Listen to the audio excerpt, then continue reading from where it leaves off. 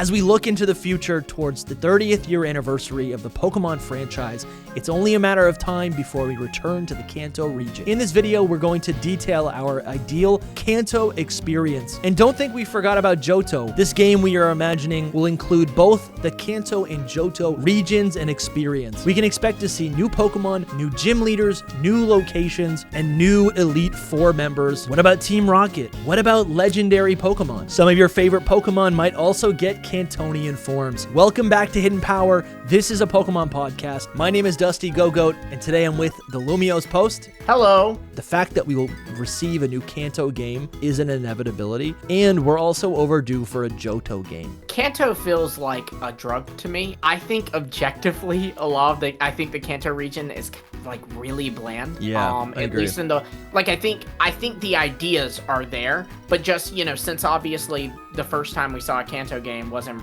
Red and Blue, and so not only is it the first Pokemon game, but also it's 1996. Games don't have these impressive cities and impressive landmarks, so because of that, it feels really bland compared to say the Galar region or something. But my first game was Pokemon Fire Red. That's how I got into Pokemon games. So my first time in the anime, that was what got me into Pokemon, was in the Bow Frontier arc, which is set in the Kanto region. So Kanto holds a special place in my heart. I feel a little addicted to it, even though objectively it's a little bland. So I think that if we revisit Kanto, I think the way to do it would be to set it at another time period. Obviously Legends games are really nice, right? The Legends Arceus game is kind of well known for giving us Sinnoh in a completely different way. Yes. I wouldn't even want a Legends Kanto game. I would honestly just say, just like how when you had Kanto as the post game of Gold and Silver, it was set,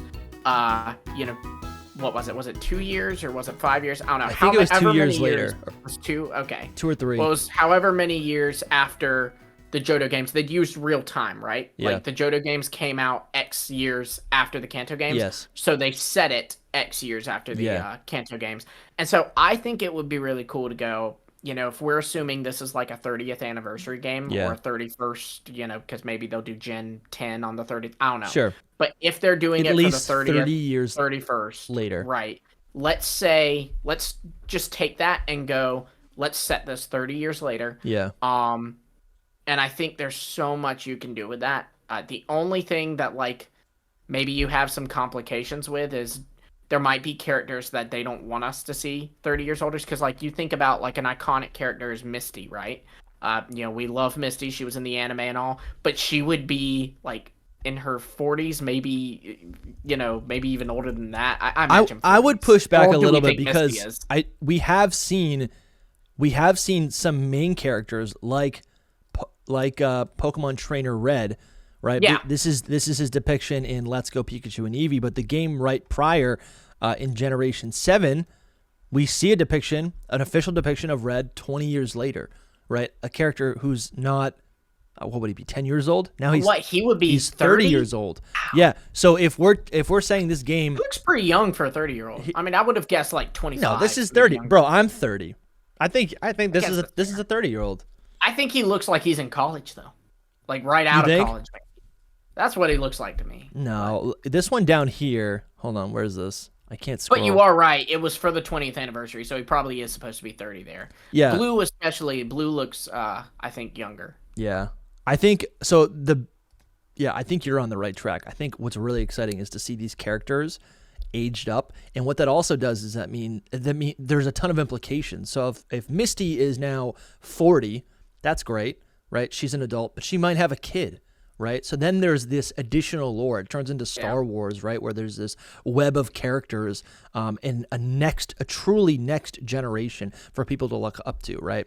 I think also, I can only imagine the anime fans dying at the fact that Misty did not in fact marry Ash. Yeah. Well, who knows? That could be the maybe Ash Ketchum's in the game. Somehow Palpatine returns. That could kind of be what happens there. There's a big implication. But I think there's also room for older characters to retire and allow these younger characters to maybe fill their spot in a gym, right? Or to maybe take over the evil organization, or to maybe, I don't know, maybe Professor Oak is no longer the professor, but his grandson, Blue Oak, is the professor, right? These are the things that I'm excited for, right? These are the things that I think make the possible return to Kanto, the inevitable return to Kanto, so exciting, right? And like you said, Kanto has been, I think, we've seen 3 different iterations of Kanto. Really more if you want to look at Gold and Silver, Heart Gold, Soul Silver. No, absolutely. You're absolutely right. And I think Pokemon has always been very protective of that IP, but, you know, absolutely. Once if this game comes around the 30th year anniversary, I mean, I think Pokemon is going to want to almost not retire. They're going to want to glorify and celebrate the original characters, the original region, the thing that started it all, but also reintroduce new characters alongside these beloved characters, absolutely. Right? Like, and I'm also thinking, like, you know, when Generation 10 comes, we're anticipating this to be a big monumental moment, a giant celebration of the series. Sure. And part of me thinks, well, what comes after that? And it's a celebration of what came before. I think just one more idea that I have on this is that while, like, we've seen through the Legends games how great it can be for Game Freak to introduce these ancestors to popular characters, but I think by going 30 years in the future, that's not 150 years like the time setting of Legends Arceus, right? It's not 150 years in the past or the future, but 30 years is enough to now where they can basically create entire redesigns to all of these classic characters, and it might even feel like the opposite of Legends, or maybe the future of Legends, right? Like it's a Pokemon game set in the future. Even though it's set in modern day, it's set in the future from the perspective of Generation 1. Yeah, no, absolutely. I think one thing I'd like for them to do too is mix around roles. Like trying to think of an example when they've done that, but since I can't at the moment, like, I think it would be cool to take characters who were not really associated with Pokemon battles, like Mr. Fuji, for example. That was the guy you helped. You know, he gave you the Pokeflute. You helped him with the Cuba and Marowak stuff. Maybe his kid is a gym leader. So, like, you know, a guy you've never thought as an option. Yeah, is now like someone you have to face. Or maybe their child is heading the daycare center in Kanto, because I don't think there's ever been a daycare center in Kanto. The daycare centers there was in Fire Red and Leaf Green, but it only held one Pokemon. Yes, so maybe this guy invented. I mean, this is low stakes stuff, but maybe that's a way for them to incorporate breeding into the game. Mm-hmm. I think another thing that would be really cool is in the anime they revealed, like, in one of the last episodes, that Paul was training to be a gym leader. Oh, wow. And I've always seen Paul as the anime Silver. So let's, like, give Silver a gym. Yes, like a dude. type gym. Absolutely, yeah. And that could be something too, is if they incorporate Johto, why don't they just give us 18 gyms, but we pick 8 to do for the main league, and then, like, we have the post game, you can go and challenge the other 10 that you didn't do. Yeah. But, like, it gives you free reign of, like, I can do a water gym, I can do a fire gym, I can do a grass gym. I love that so much. That's the dream game, right? Well, let's start there, Lumi. Let's define what this game could possibly be set up as, right? Like, what is the gameplay going to be like? Is it going to be Legends Arceus? Could it be open world like Scarlet and Violet? Or is it going to be more a more linear classic Pokemon game, like Let's Go Pikachu and Eevee, or maybe Heart Gold Soul Silver? Like, in the last, you know, I think a lot of people, when they think of Kanto and Johto right now, it is right, Heart Gold Soul Silver. And that's another thing, we didn't really touch on that, but I do think this new Kanto game really would probably be a combination of Kanto and Johto, both of these experiences, both of these regions. All of the characters are already intermingled. They share a league. Mm-hmm. I honestly think Kanto and Johto are kind of the same region. I mean, they share a league, They So, share I a mean, league, right? They're almost in battle functionality, they are, right? yeah, like legally, they really might be, like geopolitically, they actually might be the same exact region. And we'll touch on themes in a little bit, but let's start by defining what we would like this game to look like. Do you want to go first? Yeah, sure, I'll go. I don't know. I think that a good style of it would be like Scarlet and Violet in the sense that it's open world in the sense I can go anywhere at once, but I would not open the land up like Scarlet and Violet because I think Yeah. if this is supposed to be a nostalgic game, then you don't want to make Kanto unrecognizable, right? Yeah. Like I think you still keep classic routes. But just what you allow me to do is you allow me to, I think a great starting place would be, because if this is set 30 years later, then there can be new towns, there can be new areas, just like we saw Black 2 and White 2 had new areas just 2 years after Black and White. That's a great example. Why don't we put a town right there on that little leg, like where it goes up from Johto and makes its way towards Victory Road? Where's your right mouse? here? I can't see your mouse. Oh, I can't see your mouse. Right here? Yes. Yeah, like there.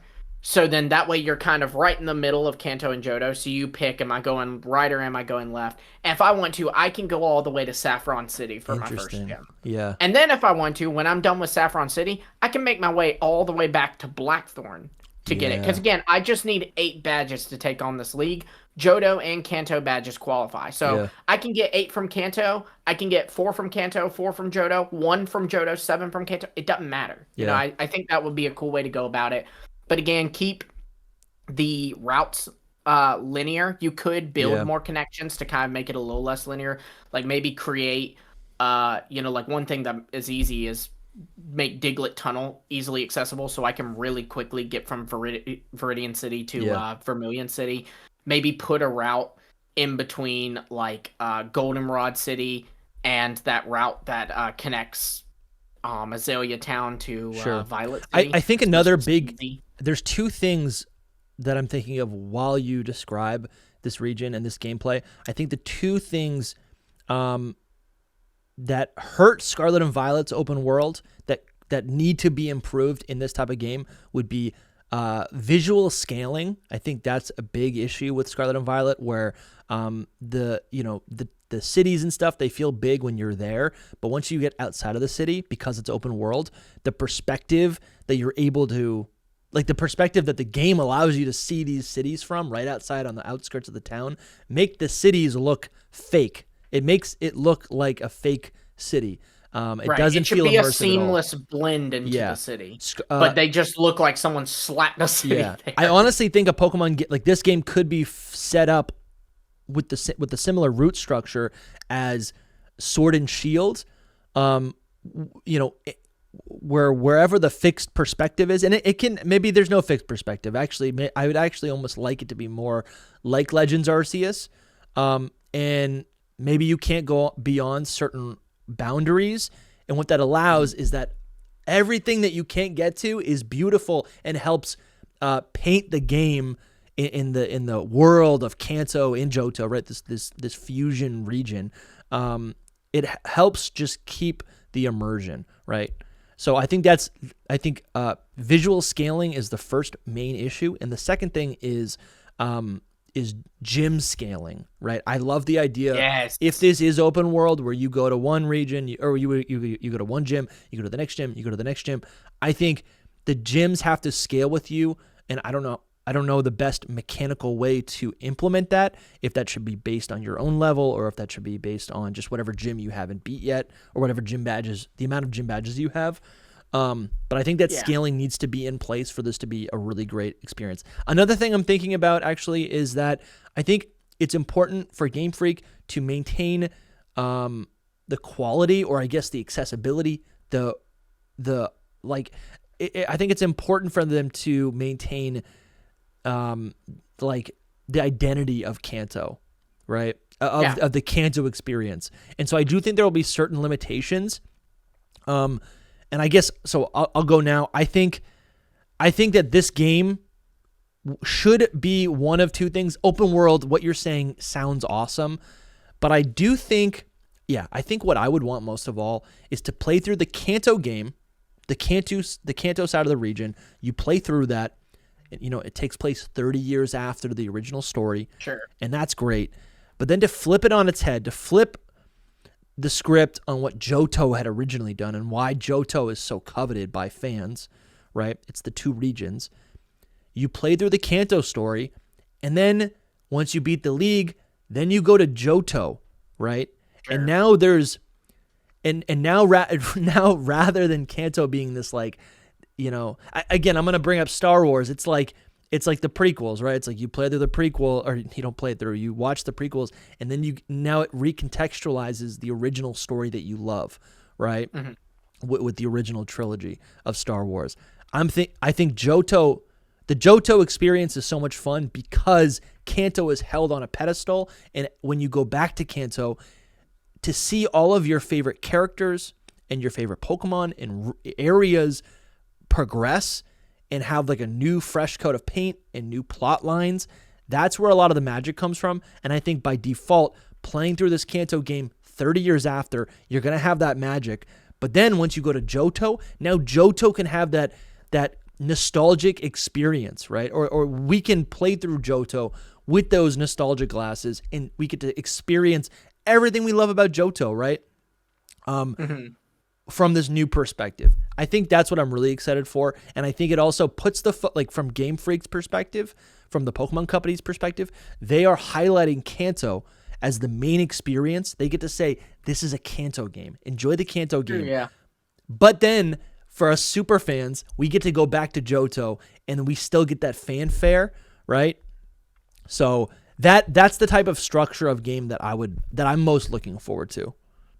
Yeah, that'd be cool. I do wonder, and this would apply to like both our versions of what this game would look like. I wonder if Sevi Islands would be included or not. I feel like they should. They should, dude. Yeah. It upset me that they weren't in Let's Go Pikachu and Eevee, because you established these are a part of the Kanto region. Yeah. And maybe it's because Fire Red and Leaf Green were my first games, not Red and Blue or Yellow or whatever. But for me, Sevi Islands are just as much a part of Kanto as 100%. Vermilion City. Yeah. So Let's Go leaving them out. And again, I'm sure that my first game having the Sevi Islands has something to do with that. Yeah. But so them leaving it out in a remake made me think, well, it's not even. It made it feel a little incomplete, because it was like you left out a part of Kanto. Like it'd be like the same as Sinnoh. Them with doing if Brilliant Diamond Shining Pearl had left out like the fight area. Totally agree with you. Yeah, I would have hated that. Yeah, no, I totally agree. I think that, let's get into that now. I think there's a lot of areas in Kanto, in Johto, that were added through the course of the remakes. Mostly through the remakes, right? And there are also things that we hear about within the dialogue, right? There's things that we hear about through mystery gift distributions or whatever it might be that we don't actually see, right? And hey, I think quick question. Yeah. When would you set yours?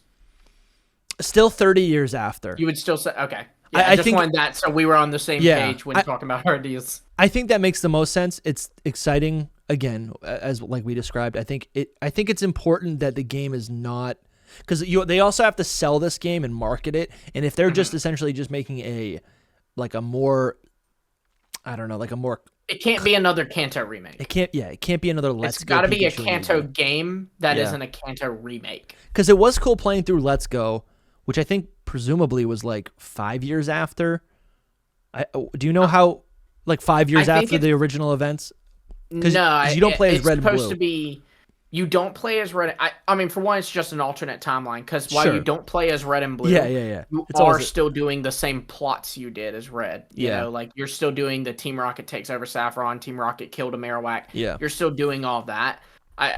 It seems like it might have maybe been set a little bit closer to Gold and Silver, so maybe 1 year later than normal, just because. But that doesn't even make sense, because you're right. Characters appear and Blue becomes the gym leader at the end of it. And so I think Let's Go Pikachu and Eevee was almost like, you're right. It's an alternate timeline where Red and Green aren't the main characters, and they just do their own mission, but they don't beat Team Rocket. They don't beat Well, the they're league. already established trainers. Yeah, but they're just trainers. They're like the big sip. Rather than being the focus, the 10-year-olds, they were actually like the 12-year-olds who went out beforehand. And then in this alternate timeline, I don't even know what the characters' names are of Let's Go Pikachu and Eevee, but they are actually Chase and something like that. Yeah. One is Chase. I don't know Okay. the girl's name. That's actually going to drive me nuts, and now I have to look it up. Yeah. So I think, yeah. So I think an open world game makes sense. They could also do like a Legends style game Elaine. Blaine. Elaine. Chase and Elaine. Like from Seinfeld. Yeah. Okay. Cherry. I think the other thing that they could do that I think I've heard a lot of people talk about this. I've seen a lot of other YouTube videos about this. I feel like I even discussed this at some point. But if you do the Legends Arceus style, gameplay where there's these different routes or these different areas, I think they call it open area, right? There's these different areas that you can access. Segmented open world, I think is the term for it. Yeah. What that allows for is I think the open area can reformat the visual scaling that I was talking about, because you can kind of change the biome, the linear biomes or the linear routes to actually, like, you're reinterpreting it so much in a different context that now you can bend what was actually there and just chalk it up to like a different format, right? Without breaking that immersion. Like Route 34 between Azalea Town and Goldenrod can be stretched out so much to encompass like an entire forest, right? Sure.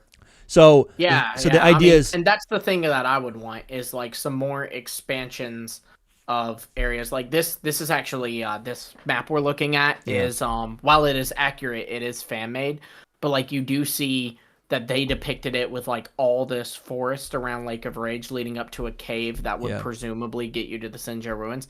I would love things like that, like where they just expand an area. I mean, Black 2 and White 2 did the same thing, right? Like Undella Town now has a marine tube, and that marine tube gets you to a completely different area. Which is so cool. Yeah. And again, I think so many people love Unova because we get to see it recontextualized. What is it? 3 years later, and you get to see it infuses so much life within the region, right? You get to see the region.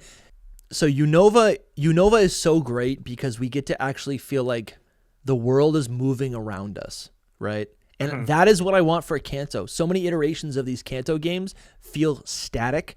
They feel like we're just like playing the same game over and over again. Yep. Until we get to Johto where things start shifting, right? You go, oh, Lance was an Elite Four member and now he's a champion, right? Oh, I mean, even the characters within Johto, there's a ton of progression with them, right? And so, yeah, maybe we can move on to the characters a little bit, right?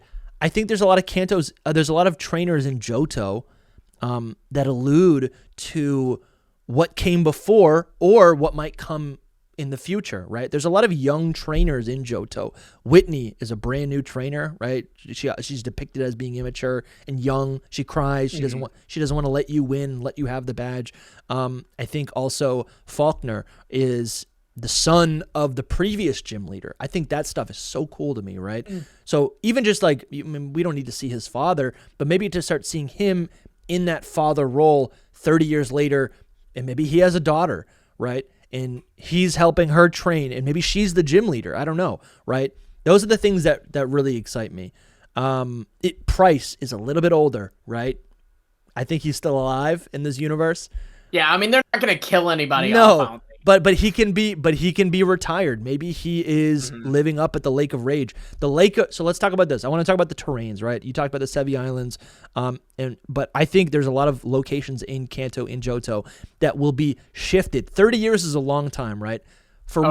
Lake of Rage will be dried up and will maybe host more Pokemon than just Magikarp.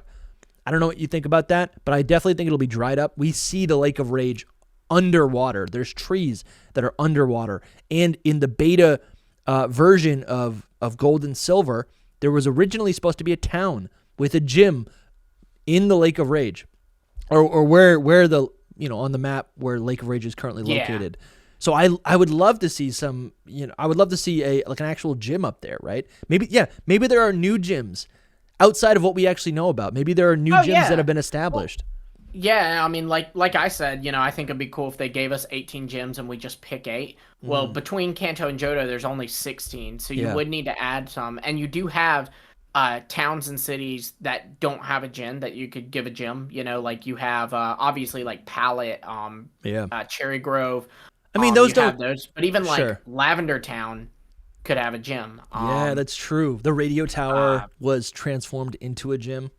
Right. Yeah. I mean, you have in Johto, there's well, dang it, Johto's actually pretty packed. They really only did like a gym for every city except for 2 first ones. Think of it like this though, right? We're thinking of the towns and the regions that are already there.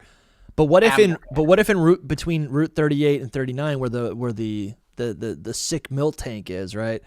What if there was a new path that goes up into the mountains that goes north and that goes up onto these, and now there's a couple mountain towns up here, right? Sure. Right? Think about the Whirl Islands, right? We're kind of stuck on the Whirl Islands, but what if you go south and there's another island town, right? I mean, you could even like the Safari Zone.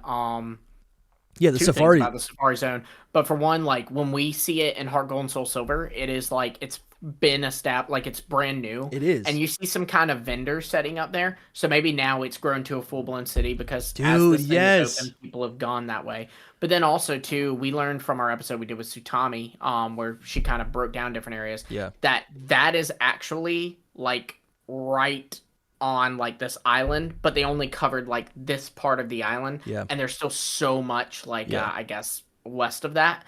So I mean they could expand that way. You could throw a gym on the Sevi Islands, like put a gym 100%. Over there. Yeah. Yeah, absolutely.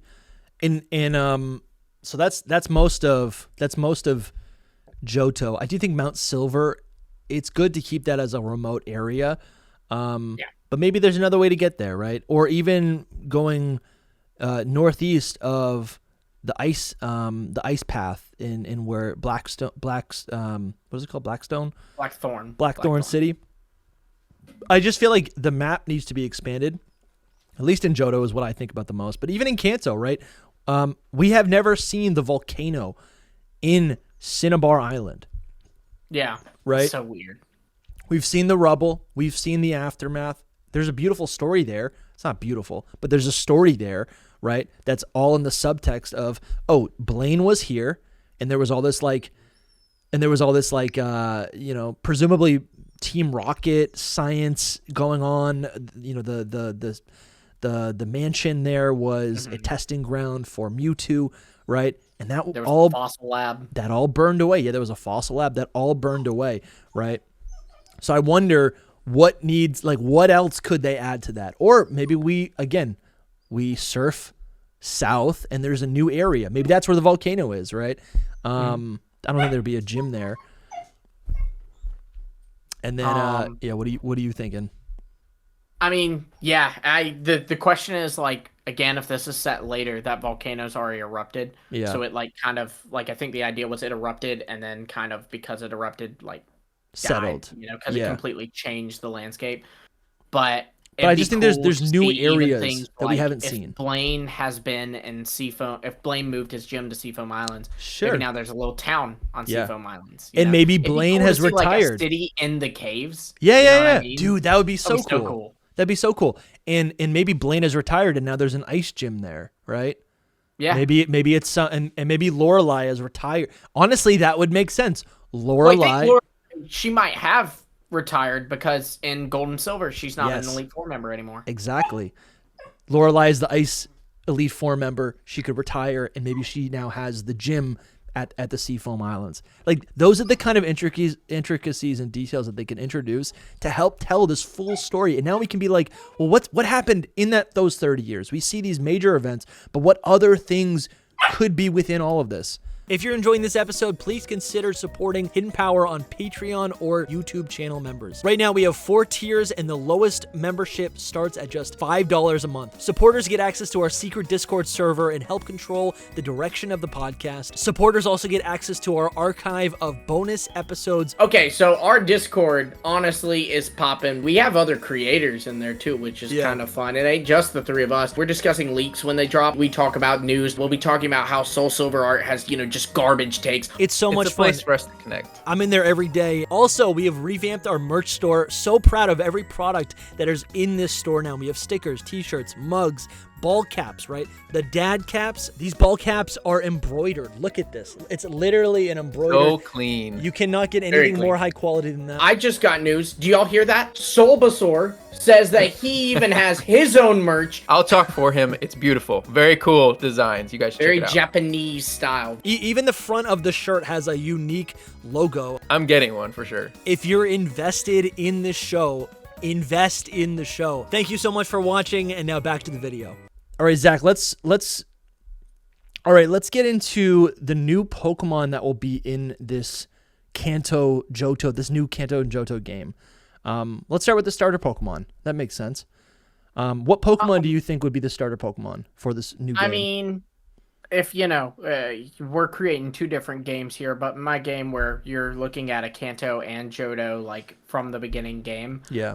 I think it would honestly be cool if they just straight up gave us a choice between both the Johto and Kanto starters. Cool. So I have 2 fire types to choose from, 2 grass types to choose from, 2 water types. I can only pick one, so it's not like I get one of each. Maybe in the post game, that is unique. They let you choose. Like if I choose Bulbasaur, maybe in the post game they'll let me choose between the Johto ones. So whichever set I didn't pick from, that would be kind of neat. I think the whole idea of this hypothetical game, both of our games that we're creating here, is that it should be a giant love letter. So I think it should be authentic in the sense that, like, if it's both Kanto and Johto, your choices are both Kanto and Johto. Yeah, I like that a lot. So you'd have 6 to choose from, and you would only choose one? Yeah, and then maybe, like, after 4 gym badges, or if they wanted to wait until the post game, they come back and like, hey, I noticed you picked Bulbasaur. Would you like one of the Johto ones? Or hey, I noticed you picked Totodile. Would you like one of the Kanto ones? Yeah, and we did see them do that in Gen 6 with the additional Kanto set of starters that you could choose. And then we also saw that kind of in Black and White, where you could pick, or where you get gifted one of the monkeys, which are kind of like starters, even though they're not really like starters. They're not as beloved as starters, but they function like that. Yeah, I mean, they've kind of taken some steps back in how important they think starters are, I think. Like, which is good, I think, honestly. But, like, for example, in X and Y, after you beat the game, that was kind of, not only do you get the Kanto starters to choose from after you've chosen your Cal starter, but then after you beat the game, Shauna will give you a egg, or maybe it's the Pokemon of whatever starter she picked, so the one that yours beats. And then you can go to the Friend Safari, and depending on who your 3DS friends are, you can catch Frogadier, Braixen, Quilladin, Ivysaur, Wartortle, or Charmeleon. Legends Arceus, you chose between Oshawott, Cyndaquil, and Rowlet, but you could find wild Piplup, Chimchar, and Turtwig. Let's go Pikachu and Eevee. You chose Pikachu or Eevee, depending on the game you picked. I like that. And they're a wild Squirtle, Charmander, and Bulbasaur. I think also for the Johto region, if we're talking about the Johto region, I think it could be really cool if they allow us to almost have like another set of starters beyond our set of starters via eggs, right? Sure. Maybe we get access to either Smoochum, what is it called? I was gonna say the Magnielekid. Yeah, the 3, they're like the elemental. They were powerful Pokemon back in the day. That's what I'm trying to get at. I think the big issue with it now is like there would be an imbalance because Elekid can go all the way to Electivire, Magby can go all the way to Magmortar, but Smoochum can only go to Jinx. But what they could do is, I guess what I'm also thinking is Cleffa Igglybuff. Yeah, but no one really wants those. Yeah, I do think, and honestly, Togepi is right there. Like, just give us Togepi, right? Togepi is probably just going to be a held item or a gift item just right off the bat. I do think it would be cool though, because going back to Crystal version, there was I think it was called the mystery egg, or the special egg. There was a special egg that you got from the daycare center after you got the Togepi egg in Crystal version, where you can get, it's a mystery. It's like any of the baby Pokemon could hatch from that egg, Really? and I they didn't have know a about that. and they have an increased chance to be shiny as well. I did not know I don't know. about that. I think it's That's like so cool. 10% or something. And I've I actually, think I never played Crystal. I think I only played Gold and Silver, so I had no idea about that. That's really cool. yeah, it's a really fun shiny hunt because it's kind Yeah. it's accessible. It does take a lot of time on the Gen 2 engine, but it is a lot of fun. Mm. But anyways, they could do something like that, right? But I think going beyond, I'm happy with what we decided. I actually like that a lot. That you get to kind of choose, and based on your game, if you're almost choosing which region you want to go to first, and if it is fully open world, I do like the idea of being like, hey, just choose one of these sets of starters based on whatever region you go to. If you go to Johto, you get to choose from Johto, but whatever. I think that feels right. Honestly, It's maybe fun. even put wild, like I can find wild Charmander, Bulbasaur, and Squirtle in Johto, and I can Honestly, find wild yeah. Cyndaquil, Chikorita, and Totodile and Kanto. Like, That'd so be you kinda cool. swap them where they're found. I like that. Um, Yeah. I think also, in addition to the starter Pokemon, actually there's probably, I don't see this happening, but I do think it'd be kind of interesting if there was maybe new Pokemon that you could get along your journey, right? I was going to say new starter Pokemon, but I don't believe that. I was going to say maybe they give us a new set of starters. I don't really believe that. I do think we could see we could see what if, like, yeah. if this is a completely unrecognizable, like if this is completely different, 30 years later is a long time. Think about how much Unova changed in 2 years. We're looking at 30 years. Yep. What if this is our Gen 10? Yes, dude. So it is new Pokemon, new decks, new but it starters. takes place in the Kanto region. Right.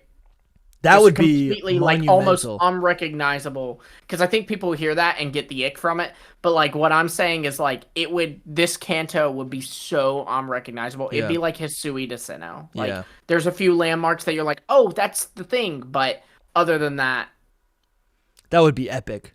So, but what I think could be possible because of Legends Arceus is that we could get, we could get to choose a new. We get to choose one of 3 existing starters that would have a new form, a new final evolution, regional evolution, or a regional form of their evolution. right? Like with Legends. Exactly, yeah. So like these would be Cantonian forms of, maybe Pokemon from non-Japanese inspired regions, right? Maybe you get one. Maybe it's Snivy for the Unova region. That's so foreign, to Kanto and Johto. Just pick your set of starters. That could be a possibility. But going beyond that, I do think these regions or this region would actually be inhabited by a variety of Pokemon that are not normally found in Kanto and Johto, at least not from the games that we've had, right? And we could list off like plenty of Pokemon that could fit in this game. Yeah. But I think it'd be worth just looking at specifically. I think what makes the most sense is looking at Pokemon in the Hoenn region, Pokemon in the Sinnoh region, and Pokemon that exist in Kitakami. That's another Japanese-inspired region. Those are the Pokemon I think that could be found in this game. I'm gonna pull up a list. Okay. Well, I think while you're doing that, I think something to think about too is like I said, if it's a love letter, I think there should be little nods that like only hardcore fans will get. Like reward, I felt like Hisui did a good job with that. Like they were rewarding original Sinnoh players. Yeah. With some kind of nods, like there's platinum characters who get ancestors. Well, if I'm new to the franchise and I just played Brilliant Diamond, Shining Pearl, I won't understand that. But like, I think looking at Heart Gold and Soul Silver, they had the Pokewalker, or not the Pokewalker, excuse me, the Pokenav. Was that what it was? Was that what it was called? Pokegear. The Pokegear. Yeah. And if you played the radio in the post game, you could get some Hoenn or Sinnoh Pokemon to appear. So maybe now those Pokemon have grown in popularity. So now I can find those in the wild naturally. Yeah. Oh, so the ones from Heart Gold and Soul Silver? Yeah, like the ones That's from a great playing idea. the radio on the Pokegear. Like, so you have one thing I can think of is there's this random spot on that route between Ecruteak and Olivine that has, if you headbutt this one specific tree, you can get Cherubi from it, or maybe it was Burmy. Like, things like that. So now there's just wild Burmy there, and there's wild Cherubi there, or whatever it may be. But I think that would be cool, because it makes sense. They're in that environment, but they're really rare. Yeah. Well, now it's 30 years later. They're here. Yeah. They've been popularized. Also, beyond that, there's a lot of Pokemon, like, with the I think it would be, like, if you're a game, I think if you have the Heart Gold, if you're playing Heart Gold in the DS, the old DS, there's a GBA slot, and if you put in like a Hoenn game, there's all of these Pokemon that could show up in your game in various locations. Cool. Did they do that for Heart Gold and Soul Silver? I know they did that for Diamond and Pearl. I didn't know they did that for Heart Gold and Soul Silver. Yeah. So it's a similar thing, and I think you're absolutely right. This is a great list of Pokemon: Zigzagoon, Whismur, Makuhita, the Plusle Minun, Numel. Some of these are like prime for a new evolution or a form. Totally, yeah. Like and regional Whismur. And that makes sense. Grumpig evolution. If they migrate to Kanto and Johto, then that's when they get triggered to then, over 30 years, become either regional forms of themselves or, look at this, dude. A Numel in Ilex Forest or Viridian Forest, which seems kind of weird. That's where they show up in Heart Gold, Soul Silver. It maybe loses its fire type and becomes maybe a mossy camel. Yeah, right? A ground green, and grass like type. Paint looking stuff becomes moss. Ooh, that's really cool, dude. That would be so sick, right? I would like that. Spoink as well, right? It's just jumping around in the forest. It's a little pig. Spinda is also on this list. Absol is on this list.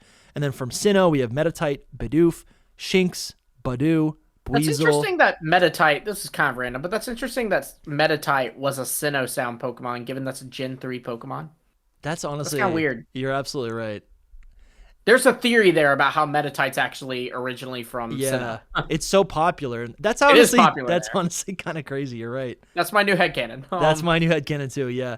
But again, like, this is actually really interesting. Like, Metatite being found in the Sprout Tower. I guess that is where there's a lot of monks meditating. Yeah. But it's found in the Bell Tower, the Burn Tower. It's found in all these towers. So I don't know. Can you do any theory crafting off of that? And Mount Silver. I mean, I would honestly say it fits just because, like you said, the monks meditating. Okay, yeah. But Bidoof and Mount Silver is fun. Yeah, that is pretty cool. But do we get a B-Barrel evolution? Yeah, it's like dragon type. It's a pseudo. Yeah. It's the natural predator of Tyranitar. Tyranitar's no longer in the game because they died out from the B-Barrel. Yeah. Chatot, Bronzor, Chingling, Carnivine are also on this list. So Cat-Eye in those towers is kind of weird. Like, why is a parrot in the towers? Yeah. There's also a bunch of Pokewalker exclusive Pokemon. Skitty, Delcatty, Carnivine, Sharpedo. I said Carnivine, but I meant Carvana. Wailmer, Wailord, so the Milotic, Castform, Kecleon, Tropius is really cool. Snorunt and Glalie. My boy. Gastrodon, Spiritomb, Finneon, Snover, Frostlass. There's a lot of Pokemon. I mean, I'm sure at the end of this, a lot of these Pokemon would make up most of the Hoenn in the Sinnoh decks, but I think that's pretty interesting. I think we also have, these are all the these are all the Kitakami Pokemon. We have Leavanny from the Gen 5 games would be accessible in Kanto and Johto. Lurantis. Applin. The Applin line, that's pretty cool. Yeah.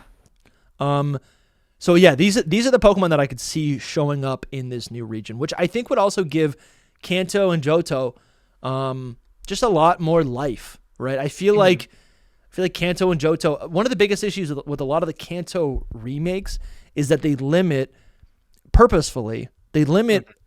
all of the new things that they could add or have been added to the series, right? Dude, even down to, like, I can't evolve my Electabuzz and let's go. Yeah, that's honestly agonizing. Or it's like you can get every evolution. Actually, no, you can't. That's BDSP.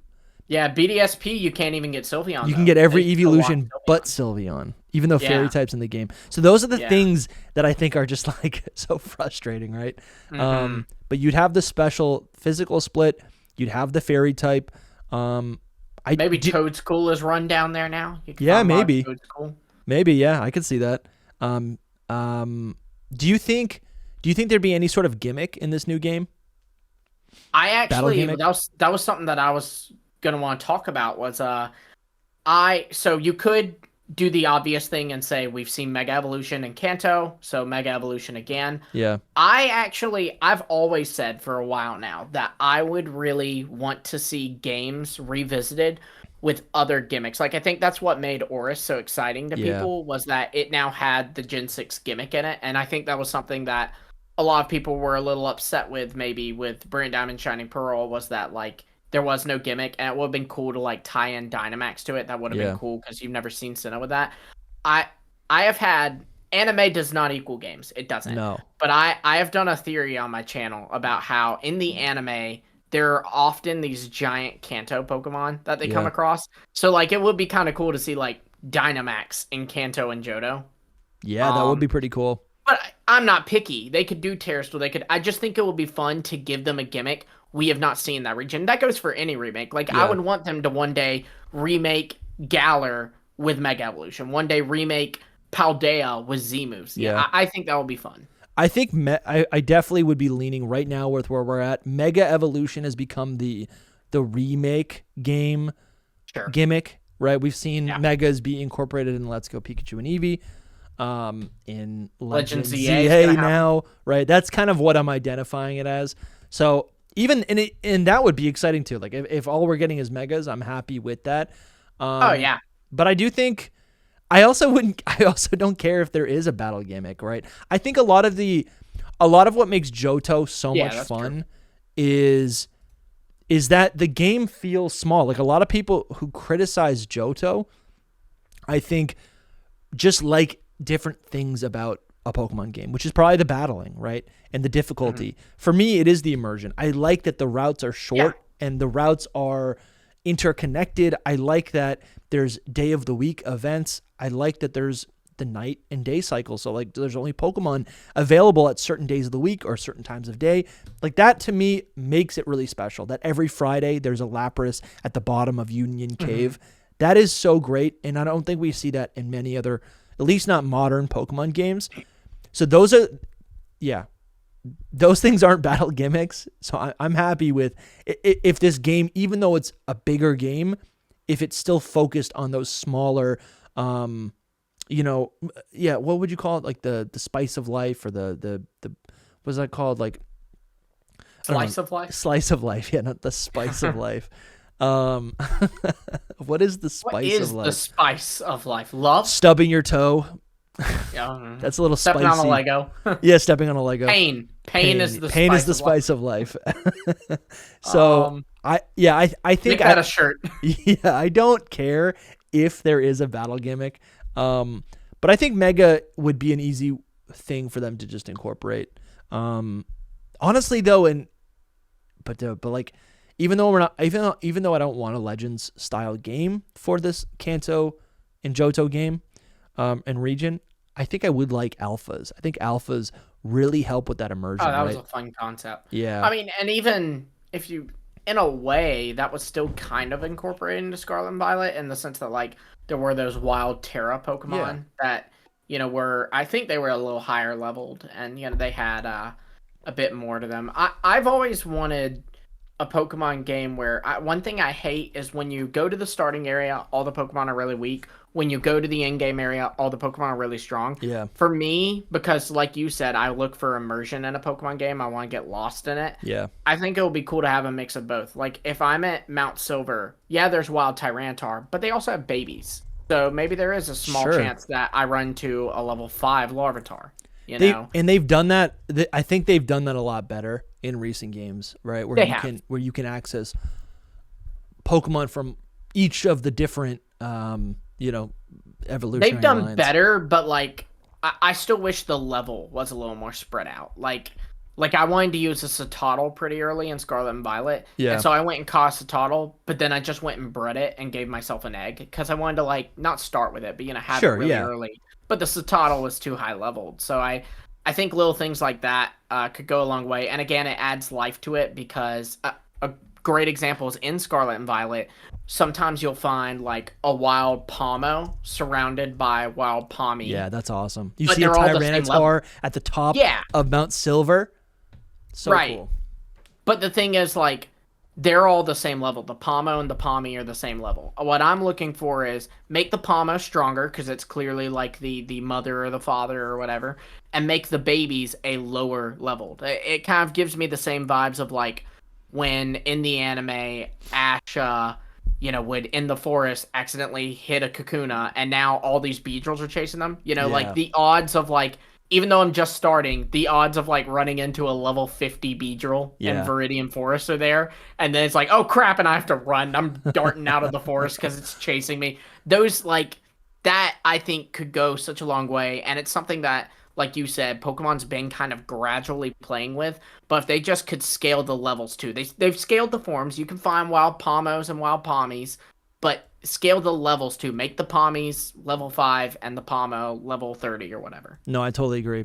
Let's all right, what I want to talk about now, Zach, is the gym leaders, right? This is going to be kind of fundamental to your playthrough, whether it is scaling like in your game or if it is something more linear, like in my game, like if we were to start in Kanto and then end up in Johto. Again, what I'm going to be looking here for is the Pokemon that these characters will use, but then also maybe looking at each of these gym leaders and identifying like what their new role would be, where they'll be at in their life.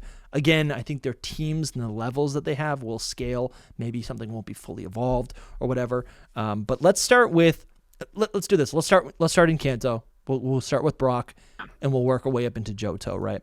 I will say one thing I'd want with the gyms is one for each type. And since Gary's a gym leader and he doesn't use a set type, I think he'd be retired. 3 gym leaders. Well, I would actually love to keep him around. I think he's a great gym leader, but I would love to add 3 gym leaders. One for the missing types, which would be Dark, Fairy, and Ground now. Because, I'm down.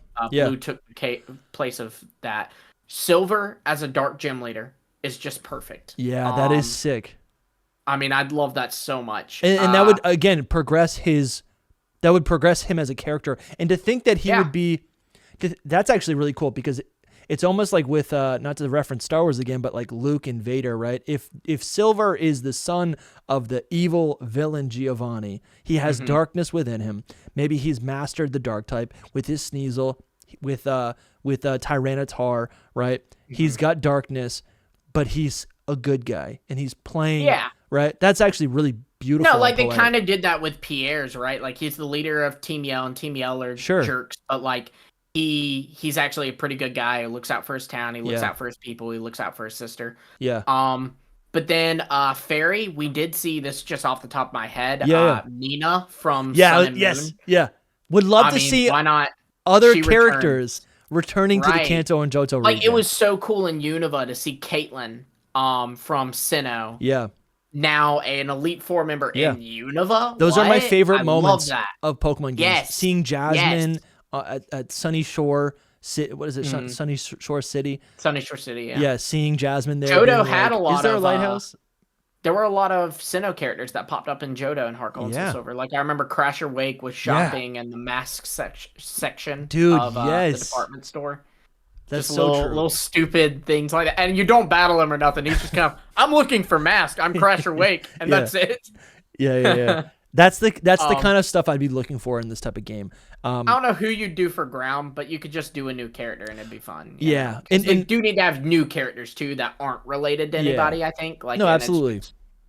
And I think as we go through these gym leaders, I think that's up for debate. If let's say Brock retires, like the next gym leader that takes over the Pewter City gym doesn't need to be Ground type or Rock type. It can be any type, right? It could be Fire. It could be whatever it needs to be. But let's start. So here's how this is going to work. We've got Gym 1 with Pewter City. This is Brock. I think Brock is understood to be about like maybe 13. He's supposed to be a kid, but a little bit older than the 10-year-old, maybe even 16. But I've also for reference, when he first appears in the Pokemon anime, which I think the ages still kind of line up between the two. Yeah. He was supposed to be 15, it says, according to Bulbapedia. Yeah, so if Brock is still, that's good. 15. He's 45. If Brock is still the gym leader in Kanto 30 years later, he'll be 45 years old. And I've pulled here his... Has he found a wife? Yeah. Yeah, he's married to a Nurse he's married Joy. This Nurse is Joy. the ending I want. Yeah, this is the ending I want. And honestly, He has a harem with Nurse Joy and Officer Jenny. that would be so funny if you talk to the Pewter City gym leader, the Pewter City Nurse Joy, and she's like, "Oh, have you fought the gym leader yet? That's like my husband's very strong." But then even better, like you also have like an Officer Jenny in town that's like, "Have you bowed my husband Brock yet?" And so it's like, you're like, "Wait, what? He has did Brock marry both of them?" Yeah. So I've pulled up here these characters, these gym leaders, full teams. These are canon from the Generation 5 Pokemon World Tournament. And again, I think this feature in Gen 5 solidifies my headcanon that these gym leaders have maxed out teams, but use scaling teams depending on whoever they're facing. So as we can see here, like they had that in Origins as well. In Origins, it Yes. showed Brock say to Red, like, "Oh, this is your first gym? Okay, hang on." And he like pulls out a little drawer and picks 2 Pokeballs based on that. which is so cool. So, yeah. So canonically, Brock has an Onix, a Golem, Kabutops, Tyranitar, Aerodactyl, and Rhyperior. We also see in Heart Gold Soul Silver that Brock also has an Amistar, and he also has a... What else does he have? Maybe like a Dugtrio? No, it has to be like rock type. He trades something to you, and I think it's for a Bonsly, which would imply he now has a Bonsly because you gave him a Bonsly, or maybe he gives you a Bonsly. Yeah. But either way, he now would have a Bonsly or a Sudowoodo to use. Sure. Then another thing you could look at is I'm pulling it up now, but he in Black 2 and White 2 in the World Tournament, he uses an Amistar and a Relicanth. Oh, he does? Yeah. They shift up their teams? In the World Tournament, he uses a Relicanth. Isn't this the World Tournament? What I have up? I don't know, is it? Maybe these might be the final teams. That's what it might be. Yeah, I'm looking at the Kanto leaders. So in Kanto leaders, he uses a Relicanth. But if you're all right, well, that's cool. good. I'll have it up on my That's end. cool. So That's perfect. That's perfect. Yeah. All right, so if this is Gym 1, what are we thinking we give him? I think he's still a gym leader. Here's the thing. Yes. If Brock in the anime is different than Brock in the games, I feel like Brock in the games, he's a good, like he likes to fight. I feel like Brock likes to fight, and Brock wants to be a gym leader. So he's 40, and it's interesting because in the anime we also see him at like becoming the gym leader after his father, and he's got this big family. You know what, dude? Honestly, I almost want to throw a little curveball and say I think Brock actually would become. I don't know. I almost feel like he would evolve his Onix into a Steelix. And then I feel like... then it's not Rock anymore. No, you're right. Also, this is the first gym. Yeah. Yeah. I mean, if you can do them in any order, maybe he eventually... You know what, dude? He's got Geodude and Onix. Why not he becomes a ground type gym leader? And he still has Rhyperior. Yeah. So he's the ground type, and someone else is the rock type gym leader now. That's cool. That could be cool. All right, we'll just kind of shelf that. I think there's plenty of Pokemon here. I actually don't like Tyranitar on his team. I think that's kind of... It's just like too OP. It's a pseudo. Well, and if we're doing Silver as a dark type gym leader, I would want that to be like his ace. Yeah. So. Yeah, that sounds good. So that's Brock. I think Brock. Yeah, honestly, his team is just kind of fine for this, right? But we got to switch it up a little bit, right? I don't know if he ends up with what other rock types are in Gen 1.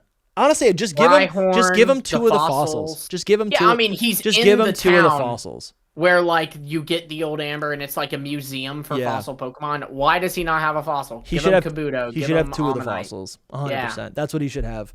He does use Aerodactyl, Kabutops, and the Amistar too, so that's like canon as well. So Brock in this new game would have a Amistar and a Kabuto and an Onix. I think that's fair. Chuck the Geodude.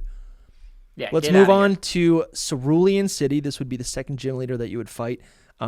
Which I feel like this core, Brock and then Misty, is in Lieutenant Surge, which is the third gym. That's kind of core. Again, going back to my idea of that, like if Game Freak wants to give us this game, Pokemon wants to introduce, because this game is also introducing Kanto to a whole new generation, right? This is the generation on the Switch 2, right? On the Switch's successor, right? So the Switch had Let's Go, and the DS had Heart Gold, Soul Silver, or I guess they had just had a Heart Gold, Soul Silver.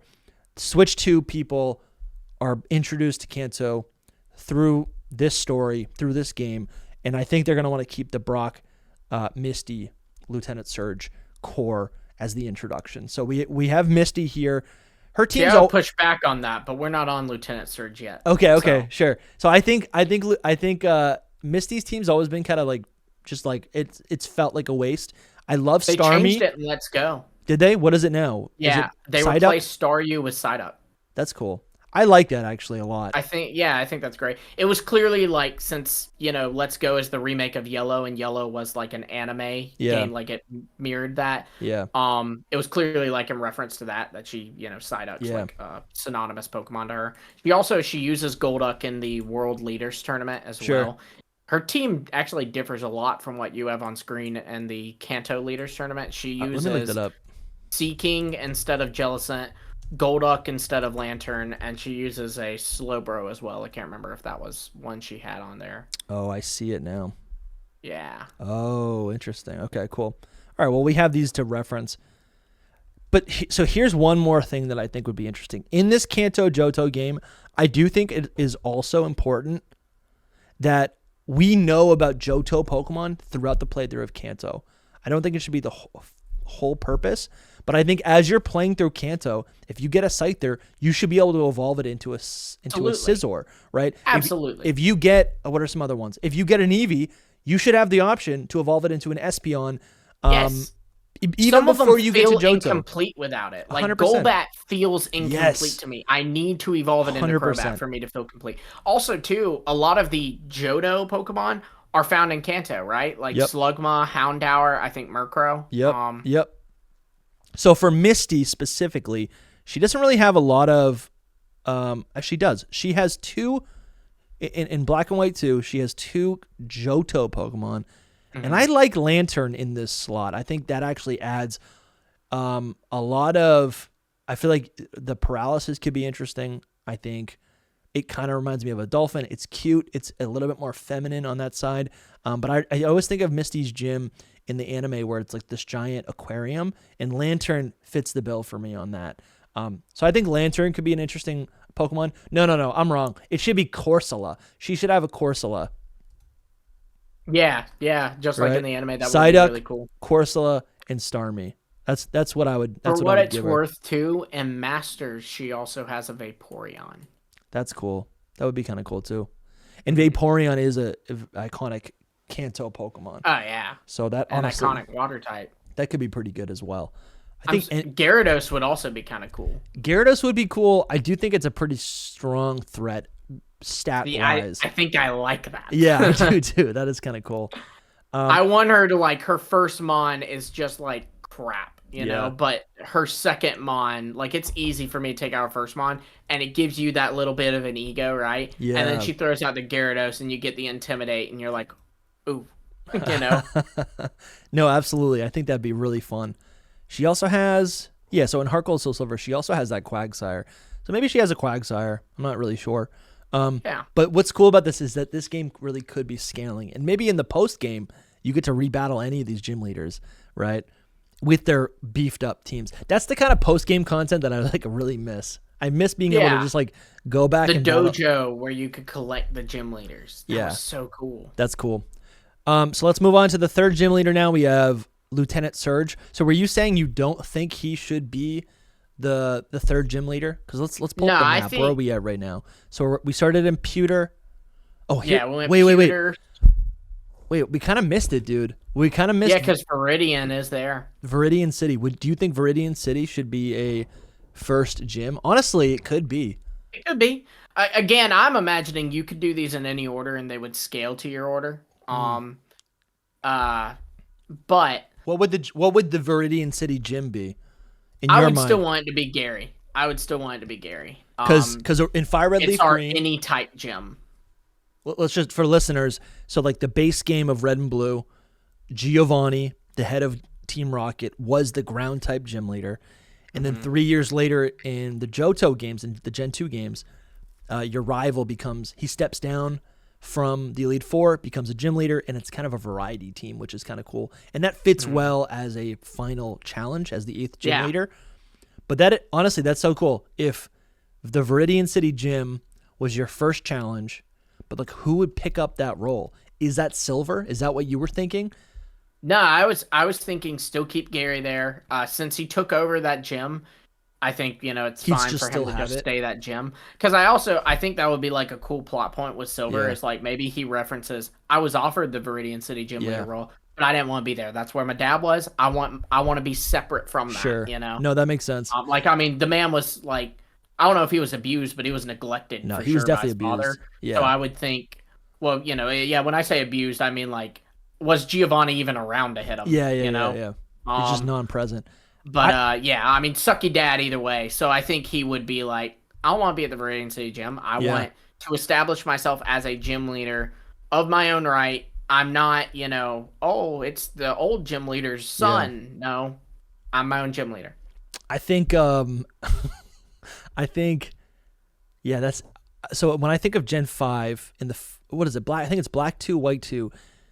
The first gym leader, is it the first gym leader in that game is your rival in Black and White, right? Sharon. Yes. And he's, I think, Sharon, just a normal gym leader, which is kind of cool because it's like your rival of the previous game becomes what is the tutorial, right? The person who teaches the next generation, the player, and actually the person in the game. So I think a rival, what I'm imagining is maybe Gary or Blue, maybe he's got a secret, high level, exciting battle later in the game, but maybe in the beginning of the game, Gary Oak or Blue is the first gym leader kind of to kind of teach new players. What do you think about that?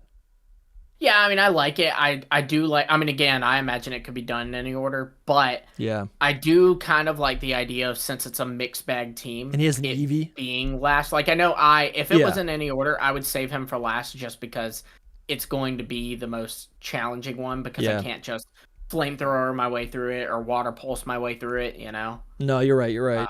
Anyways, no, I think that's right. I think, we're planning this for 2 different games. So I think my version of the game, I like the idea of maybe Blue having an Eevee, and maybe something else that is a little bit more of a wild card to kind of teach players like what you're, whatever you're doing. But let's not get too bogged down on that. Let's Ditto. Yeah, I was thinking Ditto. Yeah, that honestly could work. So Lieutenant Surge in Fire Red Leaf Green has Voltorb, Pikachu, and Raichu. I think he should have an Electabuzz straight up. Oh, yeah. Replace that Pikachu with an Electabuzz. Yeah, and then that's a pretty solid team right there. Yeah. For that level, for a third gym leader, I think that's pretty solid. Maybe Magnemite, too. I would put him as I would change him, I think, to an Elite Four member, honestly. Dude, that's cool. I think it'll be really cool. Do we have an electric type Elite Four member? I can't think of one off the top of my head. I don't think so, man. That honestly would be so cool, and the fact that he has... I feel like he fits the role. Yeah, and 30 years later, I don't know how old he's supposed to be, maybe like 30. I feel like he's supposed to be 30. So he'd kind of be an older man who has the wisdom, maybe kind of in the role of like an old Agatha. Military type dude, Yeah, that'd be I like sick. that a lot. That's really cool. Well, he's got a lot of personality. In Vermilion City, excuse me. In that city, you have this guy who's like saying he's doing foundation work for some construction, and you never find out what that is.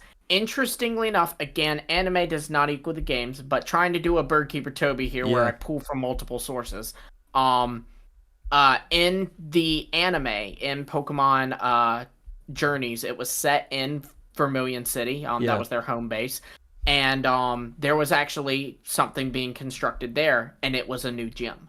Wow. So it'd be cool to like find out that Lieutenant Surge retired, and this is a brand new gym that a new guy built and came in and became maybe honestly, something happened to him like what happened to that fighting gym in Saffron. Yes, where Sabrina came, kind of took maybe that's over where the ground type gym is. Yeah, maybe that's the new ground type gym, and there's a new character there. Maybe Silver's there. Silver's who kicked him out. Yeah. Honestly, that could be to add to the dark, And also, like, if he took the SS and to Johto, I don't know. That's what I'm thinking a little bit. I think it also makes sense with Lieutenant Surge. It's like, if his whole theming is war and competition, if a new person came in, or if another competitor came in and kind of booted him out of his own city, but he's like, whatever, I'm gonna go to the Elite Four. I like that a lot, and I think his gym could then be restructured as maybe another port, and then Vermilion City gets built out as an even bigger port city with more ships. Which maybe could be playable or whatever. It'd be fun too, like if he's an Elite Four member now, since he ranked up. Yeah. Maybe now he's no longer Lieutenant Surge, now he's Captain Surge. That's cool. Yeah. Because he becomes an old captain. Too. Yeah, dude. Lieutenant Surge. Maybe he was always in the Navy. Yeah. That's honestly Governor Surge. He's he moved becomes out of the military. president. He's in the President Surge. I honestly like that a lot. That's fun. That's a lot of fun. All right, that's sweet. So now players would be in. Well, here, yeah. So you start in Viridian, Pewter, Cerulean. You go to Viridian, or Vermilion. I keep saying that. Normally, you would go to Celadon and fight. Erica. Well, you could technically you could go in any order. The levels clearly implied an order, but you could go ahead and go down to Fuchsia and fight him instead. You could finagle your way to Saffron and fight her instead. You can kind of do those three in any order. I totally agree. This is the part of Kanto that is completely open world, I think. This is what should be open world. They kind of get you going, and then you enter it essentially was. Yeah. This is the part of the game where it's like, well, now you have access to a boat. If you want, you can go to Johto. You can complete Kanto in any order. That's actually how I think the open world game should start. It should start kind of linear to keep you on a path, and then if players are competent enough to do that, and I'm thinking of younger kids, then that's when the game kind of opens up, right? It's still an engaging, focused game. It allows the Game Freak to implement like a direct story. Because that was another thing I didn't like about Scarlet and Violet. But let's keep going. So we've got Erica now, and again, the idea is you can fight these people in any order. Erica again is a lot older. I could see her moving, relocating to Johto and joining the Kimono Girls. That was always a big theory. I don't know, not to name drop Toby again. Put her in Ecruteak and give her a Leafeon. Put her in Ecruteak and move Morty, which is the Ecruteak gym leader, to Lavender Town. Yes, dude, that is cool. That is cool. I like that a lot. So her team could be Vileplume. It could have Venusaur. I like Leafeon. I don't know why. It has to be Leafeon. I don't know why she doesn't. Does she have a Leafeon on this team? She doesn't have a Leafeon on this team. Does she use it in Heart Gold and Soul Silver, maybe? Like as a rematch? Let's see. She does not have a Leafeon, but I'm telling you, she literally wears a kimono. Oh, yeah. She should move to Ecruteak. I'm sorry. Yeah, Ecruteak. And she should have a Leafeon. In the anime, she has a Leafeon. Her team is pretty cool in Heart Gold Soul Silver. Her team is Jumpluff, Tangela, Victory Bell, Blossom. She's got to have a Leafeon. I've always liked Erica I've always liked the idea of her having a Venusaur. So I think she should also have that. Dude, she's a shift tree. That's kind of insane, honestly. Yeah, that is wild. I love that. They gave her an Abomasnow, which is kind of interesting. That's probably just for type variants, but I don't think she that used really applies. She used a Whimsicott and Lilligant in that's cool. The World Tournament. They could give her. I could see them giving her a Lurantis. That's a Kitakami Pokemon. She also has a Leafeon in Masters. Oh, she does. I'm telling you, man, that's got to be the team. So that's what I think her team should be, and I love the idea. She's an Ecruteak with the Kimono Sisters, and she doesn't use a Leafeon. This game sucks. Yeah, but that's what it has to be. So that's great. We can move on now. So if trainers want to go to Fuchsia City with Koga, so this is honestly Janine now. I know, dude. This is the impetus for it all. This is what gets me so excited. The fact that in the Johto games they said, Koga, you're getting upgraded. You're moving to the Elite Four, and your daughter. Now there's a new character, right? Your daughter is now the gym leader. It's so cool. Koga's whole team gets fleshed out. So Janine, where is this? Janine in Johto. Where is her gym? Let's see. So her team is Crobat, Weezing, Ariados 2, and, She's and a Venomoth. Something here is There's that she's other the poison type. types. Why did she use 2 area? I know. Dude, Beedrill, Yeah. Muck. I mean, there's So other options. we could do something cool here, and I don't really know if this would work because Bugsy is in the picture, but I kind of like the idea of her maybe doing her own thing and being like, you know what? Yes, I grew up with the poison type, but maybe I want to use my own. Maybe I want to use a new type, right? Maybe pivot to like the bug type if that is what she's inclined to do, right? Sure. So that could always be an option. You could give her Pokemon like Scyther. You could give her Pokemon. Well, what is the rest of her team in? Let's see, in the Kanto League. I mean, Poison could still work. There's actually a lot of Poison Pokemon she could have. Yeah, I think I'd want to keep her Poison just Okay. because I think it's cute that she models after her dad. Yeah, that's nice. But so she's seen with an Arbok, with a Tentacruel. I'm telling you, man, Tentacruel is so underrated. Tentacruel has some beefy stats, especially its special defense. I think that actually could be really cool. Rapion and Toxicroak. I like that a lot. Yeah, she's seen with the Roserade, with the Nidoqueen. I didn't even think about that, dude. Yeah, give her a Nidoking or a Nidoqueen. That'd be great. And Heart Gold and Soul Silver, it says she has a Drapion and Toxicroak Oh, in the rematches? in the rematches. That's crazy. I love like those. Those That are cool. fits into the ninja vibes. It really does. So hard. I love that. Well, then she's set. I think she's got what she needs. I think that's a great team already. And like we said, Koga's in the Elite Four, but maybe he's retired at this point, right? If he's already 40, 30 years later, he's probably retired, you know? So moving on to Sabrina, who I feel like was always supposed to be like 12. Like she, at least in the, maybe a little bit older, but I know in the anime she was depicted as like a little girl. No, she was actually depicted like probably like 20s.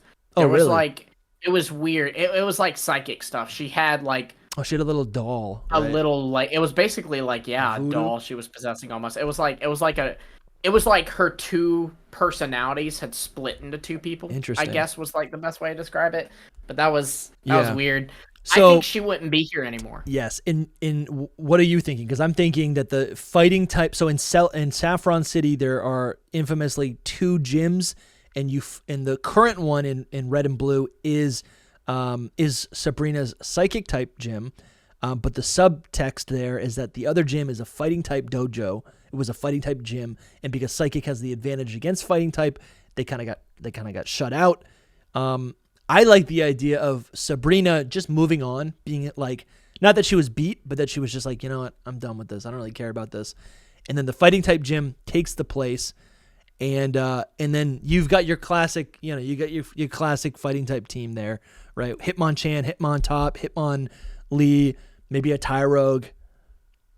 I would, yeah, I mean, maybe Chuck moves in and takes over. Dude, that yeah, gym. I can see that. Totally. But or Bruno comes back. I- No, Bruno comes back. I always thought Bruno. Yeah. I always thought Bruno was originally the gym leader there, and then because they got beat, he's like, all right, well, I'm gonna go. I got brought. I don't know. they established that the like dojo leader was the gym leader. But Okay. But I think that with Sabrina, they and Black 2 and White 2, there's the Pokestar Studios, and she's actually an actress there. Oh, yes. So I could see her having retired and becoming an actress full time. I like that a lot. so Yeah. So she's just kind of out of the picture. Yeah, like she might not even be in Kanto anymore. You might just have a live dialogue where someone's like, the old gym leader was named Sabrina, but she moved to Unova to become a movie star. Sabrina's so cool because I'm looking at her image right here. It's very small on the screen, but her animation in Black 2, White 2, she literally has psychic powers around her arms, and she's floating, which is so Dude, cool. it gets so much cooler. Did you know that Sabrina canonically has a Mewtwo? What? In Black 2 and White 2, they did a battle between legendary Pokemon World Tournament. No and way. she uses a Mewtwo in it. No way, dude. Yeah. That's so cool. I mean, it makes sense, dude. She's the prodigy. Oh yeah, she's like the psychic girl, right? Like She is the she's prodigy. beyond a psychic trainer. She is a psychic. Damn, dude. Well, that's cool. Okay, so Saffron City is now the fighting type dojo. What are we thinking for what that, like, what, I don't know, what is that actually going to look like? Absolutely has to be the Hitmons. Maybe Yeah. Hitmontop is the ace. Yeah. Since it's kind of the bridge between the two. But I yeah, think that I'd be makes fine sense. with him literally just using Hitmonlee, Hitmonchan, Hitmontop. Yeah, and then like if it gets adjusted any further, I guess I am looking at Chuck's team a little bit, which is essentially that. It's Hitmontop, Hitmonchan, Hitmonlee, Conkeldurr, Poliwrath, Machamp. Dude, honestly, I would move Chuck there, and we'll get into it once we get into Johto. But like Chuck's just like on an island. I feel like Chuck, right? But again, actually, this is 30 years later. Actually, here's the thing. That's 30 years later. I bet he has a daughter because he's canonically Chuck has a wife who gives you the wife gives you the HM Fly. Right. So presumably they have a child of some sort, and maybe that is the gym leader in Kanto. Maybe.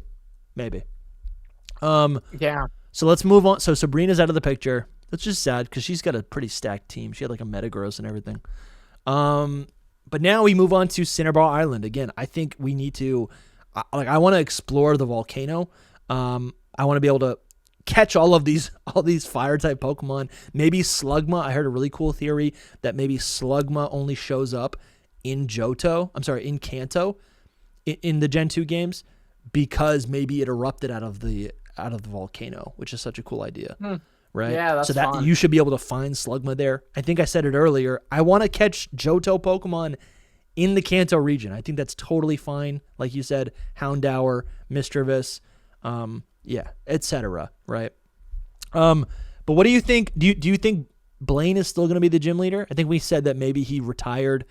I could see that. I also kind of feel like he's the kind of old man who's just like still going. I'll keep doing this until like he's 120, but like and run circles around you. You know. Honestly, I could see that too, which would be cool. But I don't know where he would be placed. I could see it be like I could see it where he still wants to fight, but they're like, you're not actually as good as you think, but he's still actually super good, and he's kind of just like a side character that you can fight. Like he almost like created his own gym, even though it's not like an official team, an official like league gym. I think it'd be fun to see him. I have two thoughts. So first, I think it'd be fun to see him now be an ice type gym leader, because he was saved by Articuno. He went to the Seafoam Islands. It'd be cool to see him like fall in love with the ice type and kind of take over that. Like that's cool, dude. Because that's was his thing in the game, was he was saved by an Articuno. Yeah. So it'd be cool to see him just fall in love with the ice type. Also, too, it occurred to me, how neat would it be to like see one of these characters, like we were talking about Misty being aged up would be kind of weird. How cool would it be to see Misty be the same age because she's a faller and she fell like 30 years into the future? I mean, I think you're right. We probably would see some fallers. Right, it'd be like Blaine could be a faller. One trainer. Blaine could be the faller. He could be. I think it'd be funner to do it with a young person, because then like they stay the same and don't really age much, and it's weird because like Brock's a 45-year-old man and Misty looks exactly the same. Yeah. And then it's kind of cool too, because like you might get to hear some stuff about how, whereas like Ingo fell to a place where he didn't know anybody, Misty fell to a place where she knows everybody. But it's all different. Recognize them. That's cool, dude. Because then that keeps Misty also like as an iconic placeholder, like a reference point, right? It's like I'm just gonna keep doing this. It's like Chewbacca or the droids in Star Wars, right? It's like 60 years go by and they look like the same. That's your kind of your placeholder. I like that a lot, dude. So if we take a look at Blaine's team, if I like your theory, if we take a look at Blaine's team, he's got Arcanine, Ninetales, Charizard, Magmortar, Flareon, and Rotom. Here's the thing. You give him a Alolan Ninetales. Yep. You give him maybe Jinx for Magmortar. You give him Glaceon instead of Flareon. And then you could give him Rotom... Frost. Yeah. Yep, Rotom Frost. And then you could do some shenanigans with Charizard.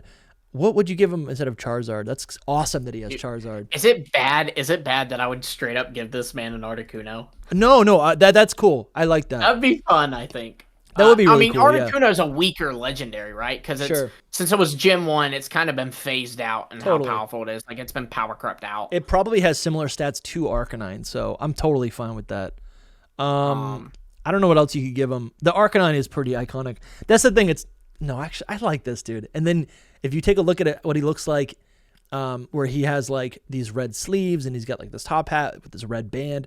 Imagine it all being like icy colored, right? It's all blue, light blue. You can just color swap it because it's white and red. Just make Yeah. it where the white is more in place and the red is more like. Yeah. But, like, it'd be cool to see him have like one thing that references it. Like maybe he has a little like clothespin or something on his chest that's a little flame. You know, to kind of reference where it came from. Yeah. It'd be a great time to give us a new either variant or form that has like or That's Pokemon so that true, has, dude. Yeah, fire, ice typing. they could just give us new types. I like that a lot. Right. Yeah, I'm forgetting about all of that like while we go through these, but I like that a lot. And now getting back to Giovanni's team in Fire Red Leaf Green. This was This was the final gym battle, which was always kind of underwhelming with the double Rhyhorn Doug trio. But I don't think not even a Rhydon, man. Just a level 50 Rhyhorn. What? Yeah, but we said he's probably not even there. Who did we say is going to be in Lavender Town? Morty. We said move Morty Erica to Ecruteak and put Morty in Lavender Town. That's kind of cool. Morty could be like, oh, I found, I have these ideas. I've been feeling these tremors, and it brought me here, and he's trying to commune with the ghosts. That's really fun. Especially because too, like, they kind of destroyed the Pokemon Tower and made it a radio tower. It'd be cool to see him there as like these spirits have nowhere to go, so I'm here to comfort them. Just a very ghost trainer thing to say. Yeah. So here we go. Let's go on over now to the let's go on. That also ties well with Birdkeeper Toby has done a theory on how Lavender Town was like the original tower for Lugia. Yeah, or something. dude. Yeah. Like that would tie well into that. Like he went from the Ho-Oh city to the Lugia city. That's cool, dude. Yeah, I like that a lot. That's really cool. I'm sure some people in the comments are gonna provide some additional info on that. Sure. So we'll save the Elite Four for the end. But moving on over down to Johto, right? You finish your Kanto circuit. Let's pull up the map. Like I said, I really like the idea of you starting in Pallet Town, you progressing to maybe Cerulean, and then all of Kanto opens up, but then you also have these this access point. Maybe right in Celadon, right? Or what is it? Saffron. Right in Saffron, you have the train station, that the magnet train that could bring you right to Johto. It takes you to Goldenrod. Yeah, so potentially this game, if it is this type of linear open world where you can go anywhere, but it's not like Skyrim open world. I do like the idea of being able to be like, you know what? Save these last 6 gyms, go to Johto, do whatever you want there. You can get the gyms there if you want. Can also go from Vermilion City to Olivine. Yeah, absolutely. Which is cool, because then it's like now you're not starting in what is it, Twin Leaf, or is that New Bark Town? Right? It's New Bark, yeah. You're not starting in New Bark. There's New Bark, Hoenn. I always get New Bark and Little Root mixed up. Little Root is Hoenn. So yeah, that's what I thought. Instead of starting in New Bark, you're actually starting in potentially Goldenrod or Olivine, right? Well, and that's cool too, because when you went to Kanto in the post game, you started in Vermilion City because you would take the boat, unless you went through the league, in which case you started in Viridian City rather than Pallet Town. Yeah, which is again so much fun, because then that allows you now to experience Johto in a completely different way. Mm-hmm. So if we were to jump over to the gym leaders of the Johto region, like I said, Faulkner is the Violet City gym leader. He's got one of the most infamously horrible teams with a level 9 Pidgey and a level 13 Pidgeotto. Why not give him a Hoothoot? Why not give him a Murkrow? Why not give him a Togetic, a Noctowl, a Skarmory? There's so many. Gligar, there's so many Gen 2 bird Pokemon that he could have. Not that Gligar is not a bird. I'll just put that on the record. No, it's a crab. It is a crab. Another deep cut. So I think, and again, I love the idea of that Faulkner is canonically, like, his father was the gym leader who stepped away, and maybe we fight him, maybe we see him, maybe we don't, whatever. And Faulkner is now the young, the new generation in this position. Now we would see him 30 years later. If he looks to me like 25 at least, maybe 20. Yeah. I don't know. So he's in his 50s. Maybe he's 60, right? Again, these characters have aged up. They're not They're not like dying. They're just older, right? I actually love the idea now that even if you fight him as actually you probably would fight him as like Gym 4 or something in the Johto region, right? So I like the idea of him having more advanced birds from Johto, from Kanto. Let's take a look at what his team was in Black and White 2. We've got Pidgeot, Crobat. He should not have a Crobat. Aerodactyl. No. He should not have an Aerodactyl. Those are not birds. I think that's important to Faulkner is that he has bird Pokemon. But he's got Honchkrow, Xatu, and Swellow. And then he also has, I don't have it up right here, the Johto. Let's see, the Johto. What did you call it? The Johto League? Johto Leaders.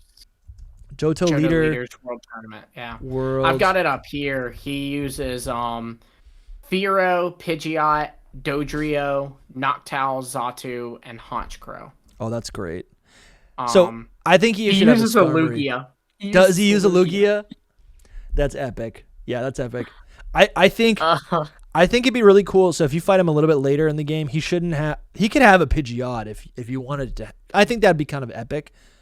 Yeah, no, that's cool. And I think Dodrio is cool, but he's all about the sky and he's all about birds. So Noctowl makes sense. Pidgeot, Xatu is actually kind of cool. I like Honchkrow with him. I do too. I don't really think it fits him aesthetically. I think Honchkrow gives off this, like, maybe we save that for Silver. I don't really know. Silver, sure. But I feel like he's got to have a Skarmory. I don't know. Skarmory to me, it's a really powerful bird Pokemon in Johto. I would love him to have Skarmory. But moving on now to Azalea Town. Again, Bugsy is this. Gotta overhaul that team. Gotta overhaul the team. He's got a Metapod, Kakuna, Scyther, and he's what? I feel like Bugsy is like a 15-year-old.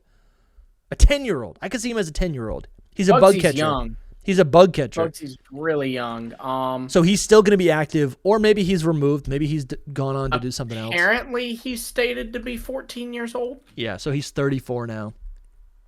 That's pretty close in age to me. So this guy's young. He's kicking.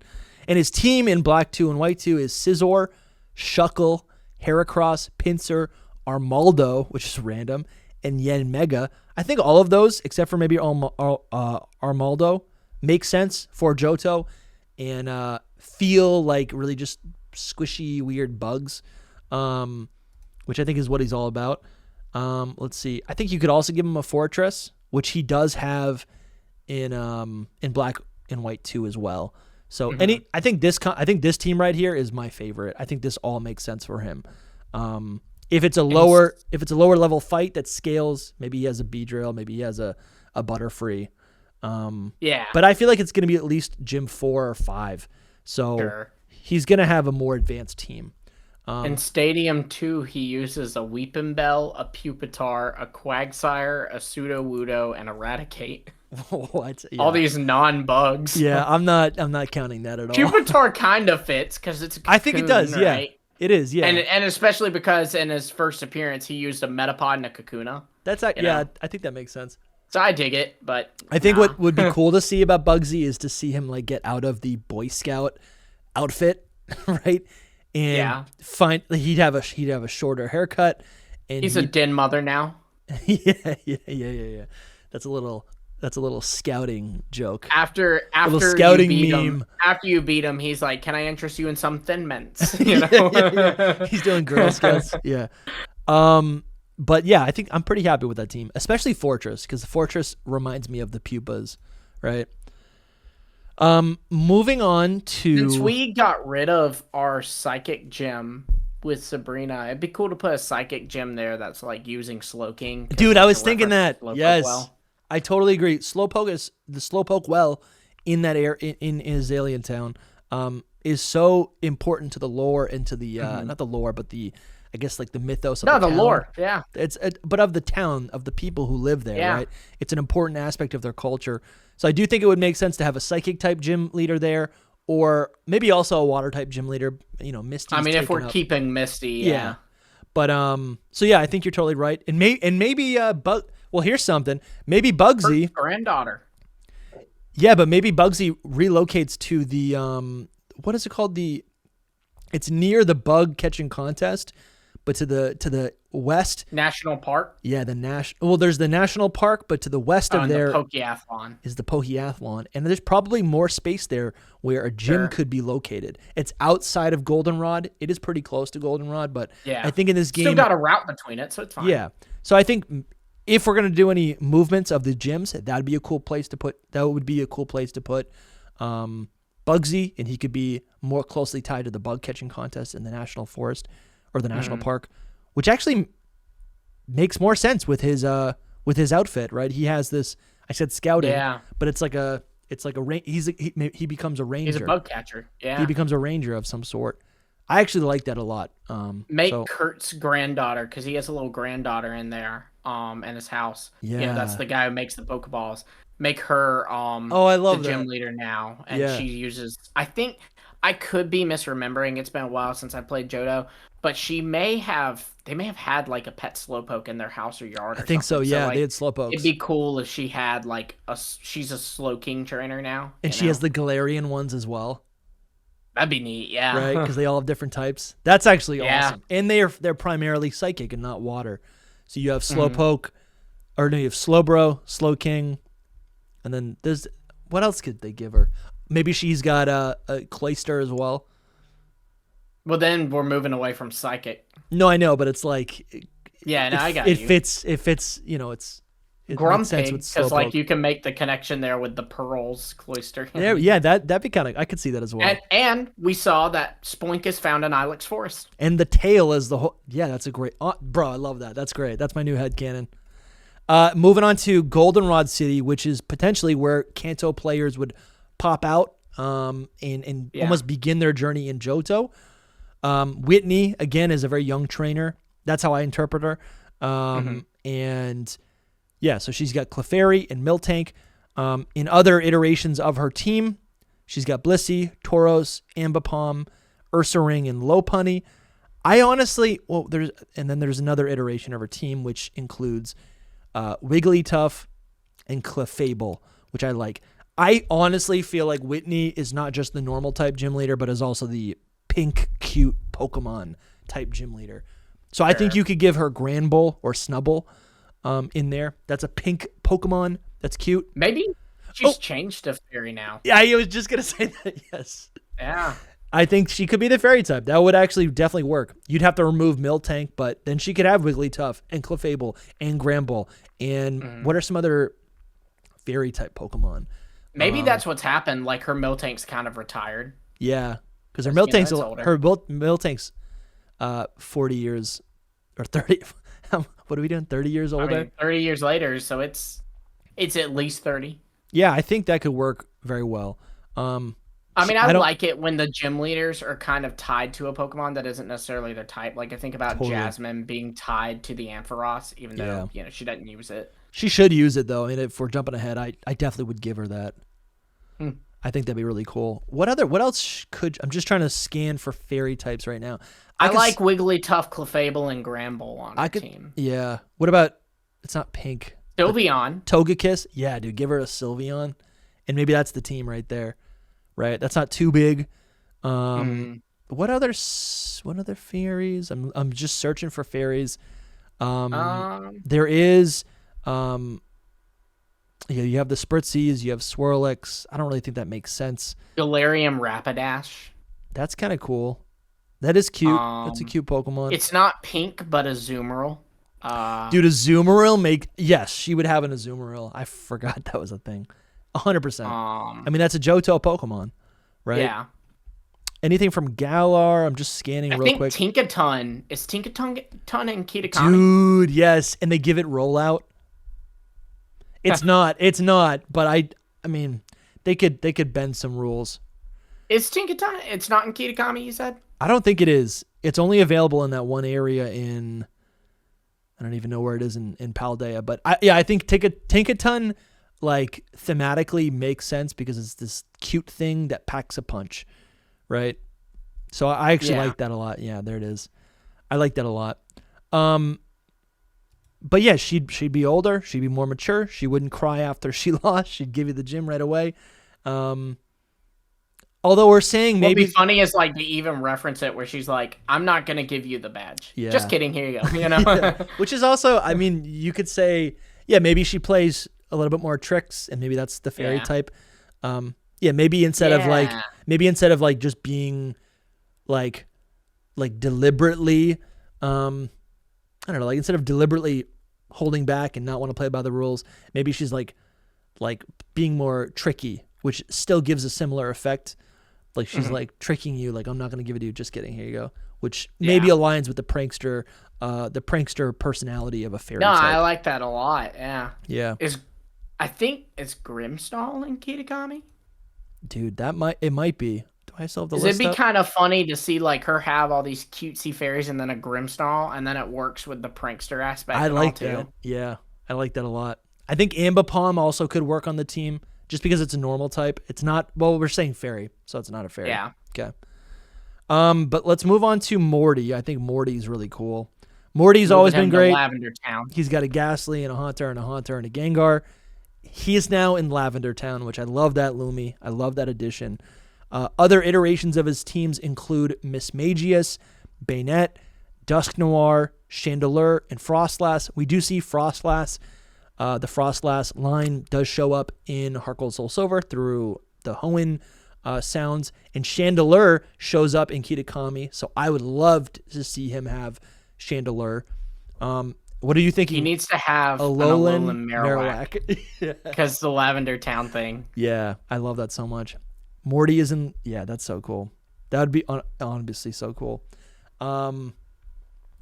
Dude, that's so cool. Yeah, I love that. I love that so much. That's honestly great. Morty's great. I don't really know what else to say to him. He would be... And what is cool is, again, this younger character being a little bit older, being around the ghosts, right? He could fit into that a little bit more instead of being this lively thing, just using just Ghastly, right? He's more mature. He's seen some things. Maybe he's, you could have the headcanon that maybe he's been hunting. He's maybe had an encounter with, maybe not Giratina, but like Darkrai or something, right? These like ghostly Give him Pokemon. an Annihilate. Because it's a Kanto Pokemon's evolution. Yeah, I love that. That's so cool. Yeah, and it could show, it's like, that makes sense. Again, 30 years go by. These things, I don't want to say it, but, things happen to Pokemon. Yeah. And that's actually a whole thing. Primeape, it died. That's a whole thing about the Lavender Town, grave site. The rest, what was it called? The rest site.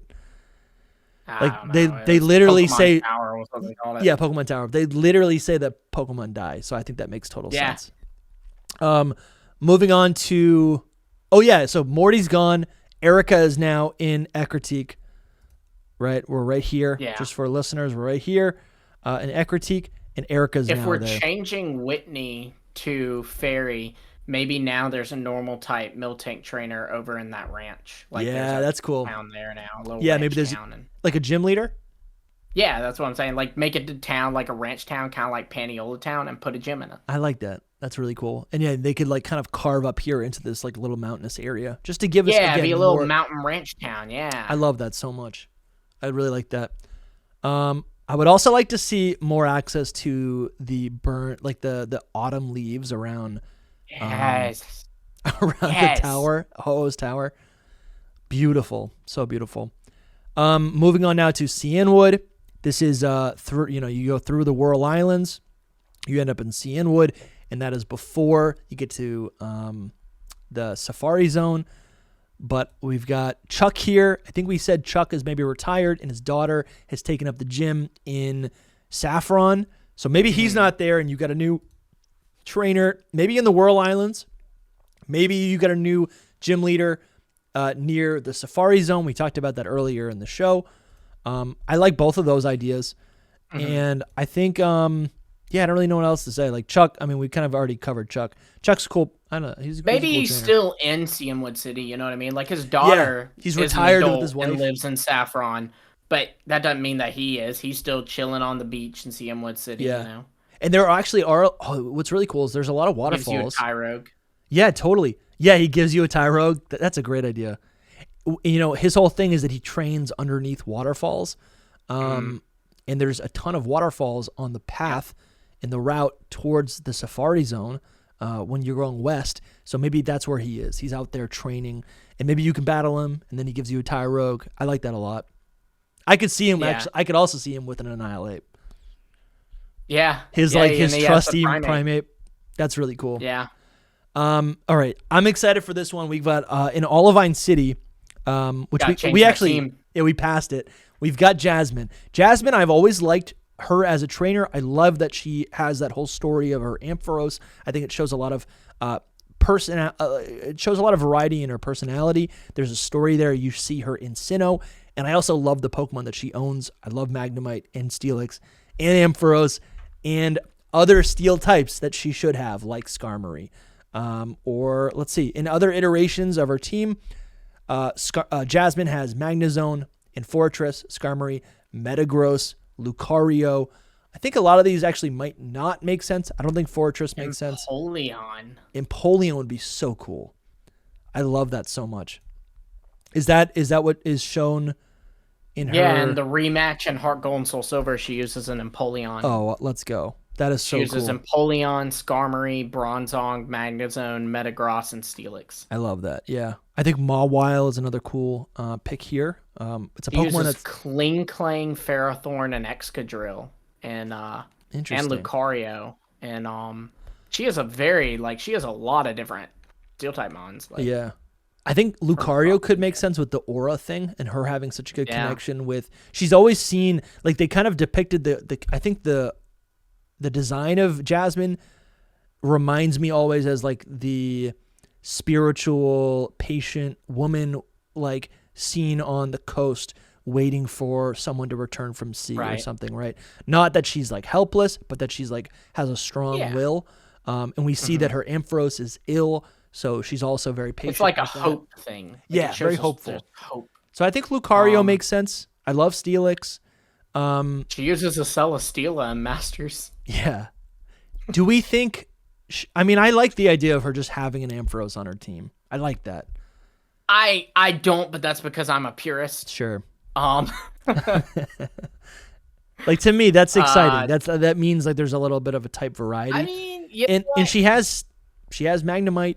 Why not? If Surge is now an Elite Four member, we need an Electric Gym leader. So maybe she's become an Electric Gym leader. But that messes up the whole team. Magnezone and her Ampharos, and just picks up some other stuff, you know. I mean, yeah, that kind of bothers me because I think Steelix is so core to her team. Sure. But it also makes sense, right? She could have a Jolteon. She could have a Lantern because she's on the ocean, right? There's a lot of things that they could do with her.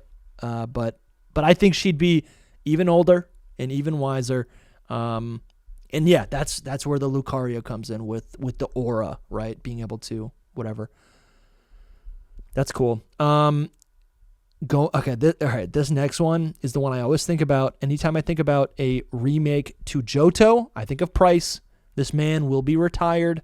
He's already in retirement mode. He's just like he just reminds me of a snowbird, right? I guess not. Yeah. He's the opposite of a snowbird, right? I don't know what snowbird is. I thought it just meant a man who lives in the snow. No, it's like it's like in New England in the winter. It's so nice in the summer, and then once it gets cold, they just fly to Florida. Oh, okay, sure. For the winter, and then they come back. He has made a home inside the ice cave, and that's cool. That'd be cool.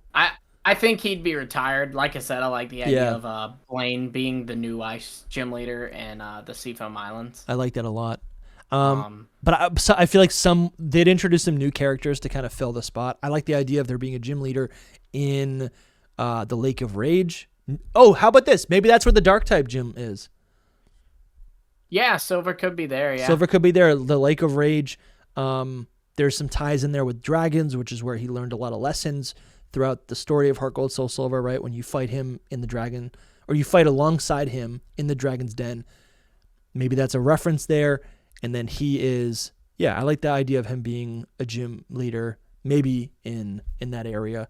Or maybe they do just say Price is an Alola now. Like, he just retired and Yeah. Actually, we haven't gotten to the Elite Four yet, but I could see Lance stepping down. I could see Lance being not aging out, but being like I no longer want to do this job. And then I could see Lance retiring to the Lake of Rage where all the Gyarados are, right? Or he retires to the Dragon's Den. He's the new Elder. Yo, that's it. Yeah, that's it. That's it. That's it. You got And then what I'd do is I'd have Claire follow in his footsteps. Yep. And at this time, she's an Elite Four member because he was an Elite Four member, then became the champion. And like maybe even her goal is like to become the champion, but she's an Elite Four member right now. I love that so much. So going back to Price, Price has a Mamoswine.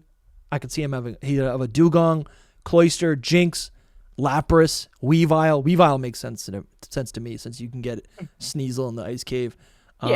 Actually, no, but he's retired, so maybe you fight him later. But I think someone else has picked his spot. So moving on to Claire. Claire's she's always been an interesting fight. She originally had 3 Dragonair and a Kingdra. In the remake, they gave her a Gyarados instead of one of the Dragonairs. I think her team could be fleshed out so much. I love the idea of her team being not just dragons, but serpents, right? The core, the theme of her team, it fits her design even, is like water dragons of some sort, right? So, and again, this might bother you. And I could see her I would love to see her as the champion of the region, right? That'd be cool. Yeah. So to me, I don't know. I'll tell you what I think, but Claire is seen with in other games a Dragonite, Kingdra, Altaria, Salamence, Druddigon, and Garchomp. All of these Pokemon, except for Dragonite, are blue, which is kind of shallow, but I do like that. She's also Dragonite evolves from a blue Pokemon. It does, exactly. That's her team. I think I like Salamence. I like Altaria. I like Kingdra. I like Dragonite. I could see them also maybe giving her a Lapras. Sure. It's a little bit draconic.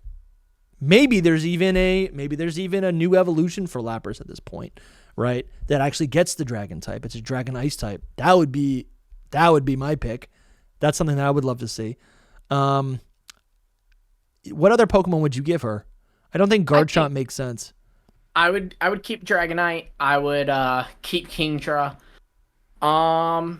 I like Druddigon for her. Don't know why. I'm feeling that probably like she has that in the anime, right? Probably subconsciously because of the anime. In the anime, she has a shiny Druddigon. So you know what, dude? Just give her a shiny Druddigon. That's cool. Right. That's cool. Or if there's a regional, maybe there's a regional. If you want to stick with like water dragons, she could have a Tatsugiri. Yo, that's cool. Yeah. That is cool. Maybe I like Dondozo, since it's like the false dragon, which would be kind of a fun reference to the fact that her and Lance used false dragons, you know? Yeah. I like that a lot. I think. Well, and if she's the champion, she'll have a little bit more diversity in her team, and that'll make sense, right? Like Iris even got some more diversity when she became the champion. I like that a lot. So moving on to the Elite Four. Let me pull this up. We've got. Do you like the Johto Elite Four? No, if I'm honest. I think Karen's iconic because of that one line that Karen has, you know, to win with the Pokemon you love. Yeah. Poga being there is cool, but I could not care less about William. Really? The thing is, like, I don't know, with Karen, they made her iconic by giving her that line. Also, she used a brand new type at the time. She used the dark type. But Koga, also, you were familiar with him, so that was exciting. Bruno stayed, so, you know, that's fine. But then, like, William just felt so random. I know nothing about his character, so I cannot be attached to William in any way, shape, or form. Yeah. You know? And Lorelei was a bit more threatening, I felt. But that's going to all be based on your team, right? Yeah. So let's do this. Yeah. First Elite Four member, who do you think it should be? Because in Heart Gold Soul, so yeah, you said it was Lorelei in Gen 1, which I like the idea of her maybe moving back. Yeah. I know he said Blaine would be. She had a home, I think, in the Seva Islands, so maybe she's retired. Yeah. And again, I like the idea of all these characters showing up as like post-game battles, so that could be a thing. We've got Will, who again, I don't think has a lot of personality, and we've already got a psychic type gym somewhere else. Are there any types that we've missed with the gym leaders? Maybe since we've reshuffled, if we change Jasmine to electric, we need a steel. Okay. If we've made Claire a champion, we need a dragon. Yeah. So I don't know. I think Will is just kind of... I'd give Lieutenant Surge his spot. Yeah, okay. Lieutenant Surge is the first one. That's kind of cool, and he's aggressive, and he's kind of intimidating, and Right. and he's shocking, right? So that gives you the first, but that's still kind of... Electric type is still easy. Yeah, it's still easy to overcome, I think. So that's cool. So Lieutenant Surge is the Elite Four member number 1. We're saying Koga is no longer a gym leader? I would keep him. Is an Elite honestly. Four member? I would be fine with keeping him. Yeah. I just don't think his team is that interesting. I never thought he was a challenge. No, but change it up and, make it interesting. First off, he should have poison types because he's a poison type Elite Four member. Yeah. What's that fortress doing here? Get it out Totally. of here. Well, here's an idea. What if there's a Hoenn gym leader or a Sinnoh gym leader or someone that comes back to Kanto? Because I always felt like Flannery, no, her father is from... No, it's never mind. That's wrong. Or isn't it that Normand, that the main character, the normal type gym leader, the father of the main character in Hoenn, aren't they canonically from Johto? We don't know where they're from, I don't think. I think it's presumed that they're from If the manga Kanto. has said that they're from somewhere, then that's one thing. But in the games, they don't state where they're from. Okay, because the first thing you see is that you're moving to Hoenn, and you can only assume that it's from Kanto or Johto. So they could do some shenanigans. I know I'm throwing kind of a wild card at you, but I kind of like the idea of them being like, "Who's this mystery person?" Right? Even though you know who it is. But I don't know. Koga does nothing for me, so I honestly wouldn't mind if he's just moved on. I would say make it someone that will be a little bit more shocking. It's not like gym leader or something from another place. Like, why not Clara? Yeah. Or Plumeria. From Alola, I've got like poison type trainers pulled up. Plumeria was Guzma's like sidekick. That's cool. Yeah, that's cool. And there are a lot of connections with, obviously Alola is a Unova territory, or I guess it's based on Hawaii, which is a U.S. territory, but geographically, Alola is right near Japan, which is Johto and Kanto. So actually, that's really cool. Atticus from Scarlet and Violet, if you want to do that. All right, yeah. So we'll just fit someone else in there. I don't know. I just think I would still like Koga, honestly. I like Koga. I mean, I guess he is really old. He would be really old. Yeah. And I think, to me, he climbed the ranks. He's the champion. Yeah, no way. A poison type? That would be pretty freaking cool. That would be cool. I guess what I'm thinking is like Koga being a gym leader. I'm sorry, being a gym leader and advancing to an Elite Four member was exciting then. And I feel like the new twist would be, oh, who's this new who's the Elite Four going to be? And the first thing you see is Lieutenant Surge. So that's the new shock. But like that's the first. Like I think Lieutenant Surge being in the Elite Four gives the same effect that Koga gave back in the day. Yeah. So you gave some good options. Maybe Agatha's daughter or granddaughter. Sure, yeah. Now, yeah. Like Agatha was supposed to be ghost type, but like all her Pokemon are poison. I like that. So now Agatha's granddaughter is actually poison, and she's here, and it's kind of cool too because you see Agatha like kind of reclaim her spot like through her granddaughter. Yeah. Yeah, I like that. And then we've got Bruno, which he could stayed through both. I say keep him. Yeah. He stayed through both. He's that good. Yeah. I like that. Like and I think like that's kind of just like he's solid as a rock. He is not changing. This is where, and he still looks youthful because he trains so well. Yeah. He should have Annihilate. He should have what are some other fighting types? There's a ton of, Hitmontop, Hitmonchan, Hitmonlee, Machamp, Annihilate, Poliwrath. You have if you're wanting to include Kitakami and stuff, then you do have Lilligant, and you could give him a Hisuian Lilligant. I think that'd be a little weird though. Yeah, that would be weird. I don't really see that. There's other fighting types. There's a good bit of Komo-O is in Kitakami. Yeah, that is true. That'd be kind of fun and wild on him. Hariyama does make sense to me. Hariyama's cool on him. I like that. There's some good fighting types in Kitakami. I know it. There's they gave him, which is not a good example of a good fighting type. They gave him a Alolan Golem. That's crazy to me. Did they? Yeah, and Let's Go Pikachu Golem? and Eevee. Whoa, that's so strange. Isn't that I kind of weird? like that though. I did too. That's really weird. Dude, he's just huge. Anyways, or maybe there's an Alola. No, that doesn't make sense. I was gonna say a regional evolution of Onyx that's fighting type. Heracross would be kind of solid. That would be cool. Yeah. Lucario's from Kitakami. You have Conkeldurr in Kitakami. Annihilape's in Kitakami, but that's also in Kanto. Okay, here's the thing. Mienshao. Yeah. Mienshao would be really cool. Mienshao makes sense. I like that a lot. Yeah, it's not as tough. Like just super. It reminds me of like a Gym 1 fighting type. It does, yeah. It's an animal that fights. Yeah. All right, now we have got the Elite Four, Karen. And I think she is honestly kind of a fan favorite. Such a Karen. I think she's kind of a fan favorite, but this is what I'm thinking. I'm thinking maybe this isn't good. Maybe our whole Elite Four all of our Elite Four members are becoming male only. But I do think it'd be cool to have Silver here. That's what I'm thinking. Nah, I'd say think so? Make Silver a gym leader. Okay. You could put Claire here. If you wanted her to kind of be in the place we first saw Lance, you could have Claire be a Elite Four member. Do you have some ideas for the champion? I'd keep Karen. Okay.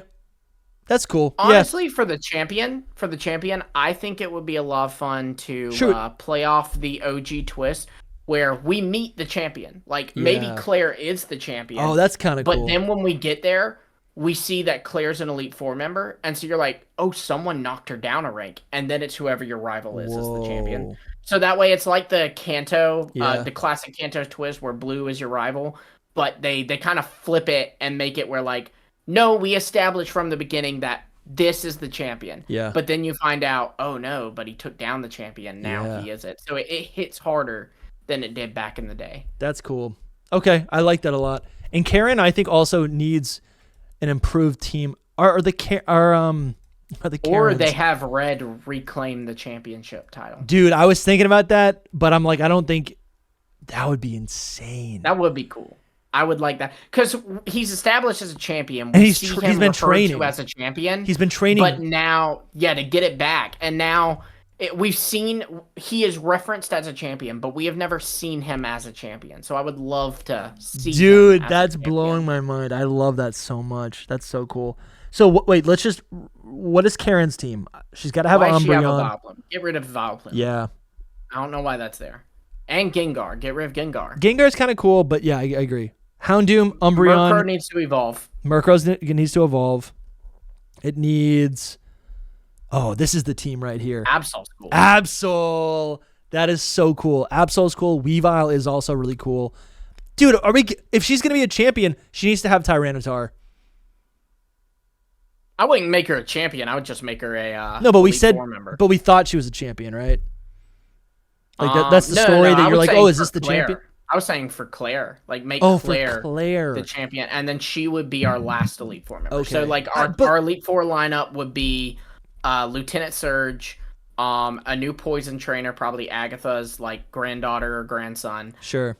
Then Bruno, and then Karen, and then You wouldn't give her a Tyranitar. I feel like that just makes sense. If she's like one of the most powerful. I like it better on Silver, but think about it like in Hoenn, the dragon, the fourth Elite Four member has Salamence. Give her Tyranitar and give Silver Weavile though. Like I would get rid of her Weavile and let that be Silver's ace. I think Silver can have Tyranitar as well though. Yeah, it just couldn't be his ace. Yeah. And I don't know, a pseudo on your team not being the ace would feel weird. So I would actually scrap Tyranitar from his team then. No, this is what I would do. Silver in Masters has a shiny Tyranitar. Give Silver the shiny Tyranitar. That would be fun. That's another thing. More Pokemon games need to like insert shiny Pokemon more in the story. Yeah, they used to. Like I remember in Fire Red and Leaf Green, there's a random guy in the Bow Tower that uses a shiny Seeking. Yeah. But that's so crazy. I remember I found like a shiny. I think it was in one of the battle towers. It was a shiny Espeon, and I couldn't believe it. I was like, "Wait, is this full odds? Like, am I supposed to? I can't catch it." Right. All right. So Claire is the champion. Maybe this is her team. Dragonite, Kingdra, Salamence. What else is she gonna have? Shiny Druddigon. She's gonna have a shiny Druddigon. Maybe a regional Lapras or something. She needs something else. Honestly, Garchomp could make sense because it's a land shark, but it's a shark, which is the water. Sure. So that could make sense. I like Altaria on her, but I don't think it's powerful enough. That's what I'm thinking. You could give her Tatsugiri though. That's not really we talked about that either. Tatsugiri. I mean, I think we could give her Galgi. Yeah, that's true. That would thematically make sense. But that's cool, dude. Claire as the champion would be insane. Unless, no, we're saying, wait, no, I want Red as the champion now. That's sick. Red would be epic.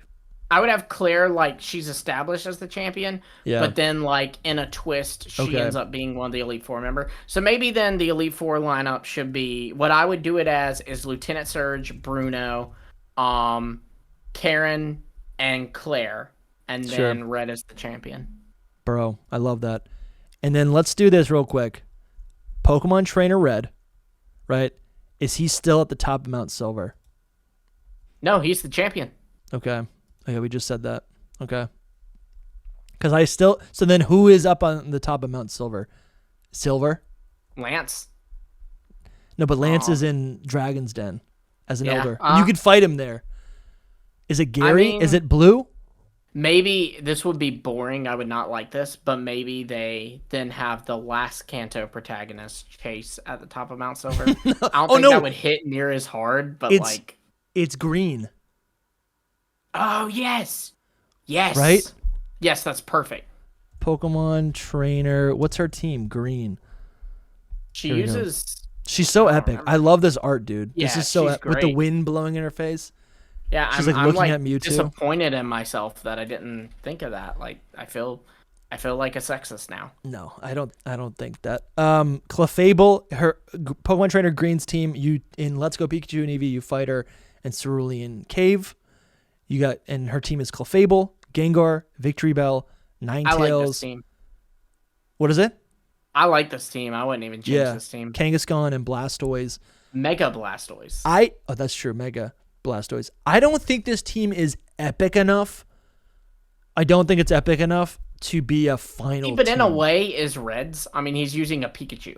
It is because I think it's epic. It's epic and iconic because it is literally it's the team of the trainer that you play as in dude. This is who you fight. I think Green should stay in Cerulean City and you fight her there and it's great.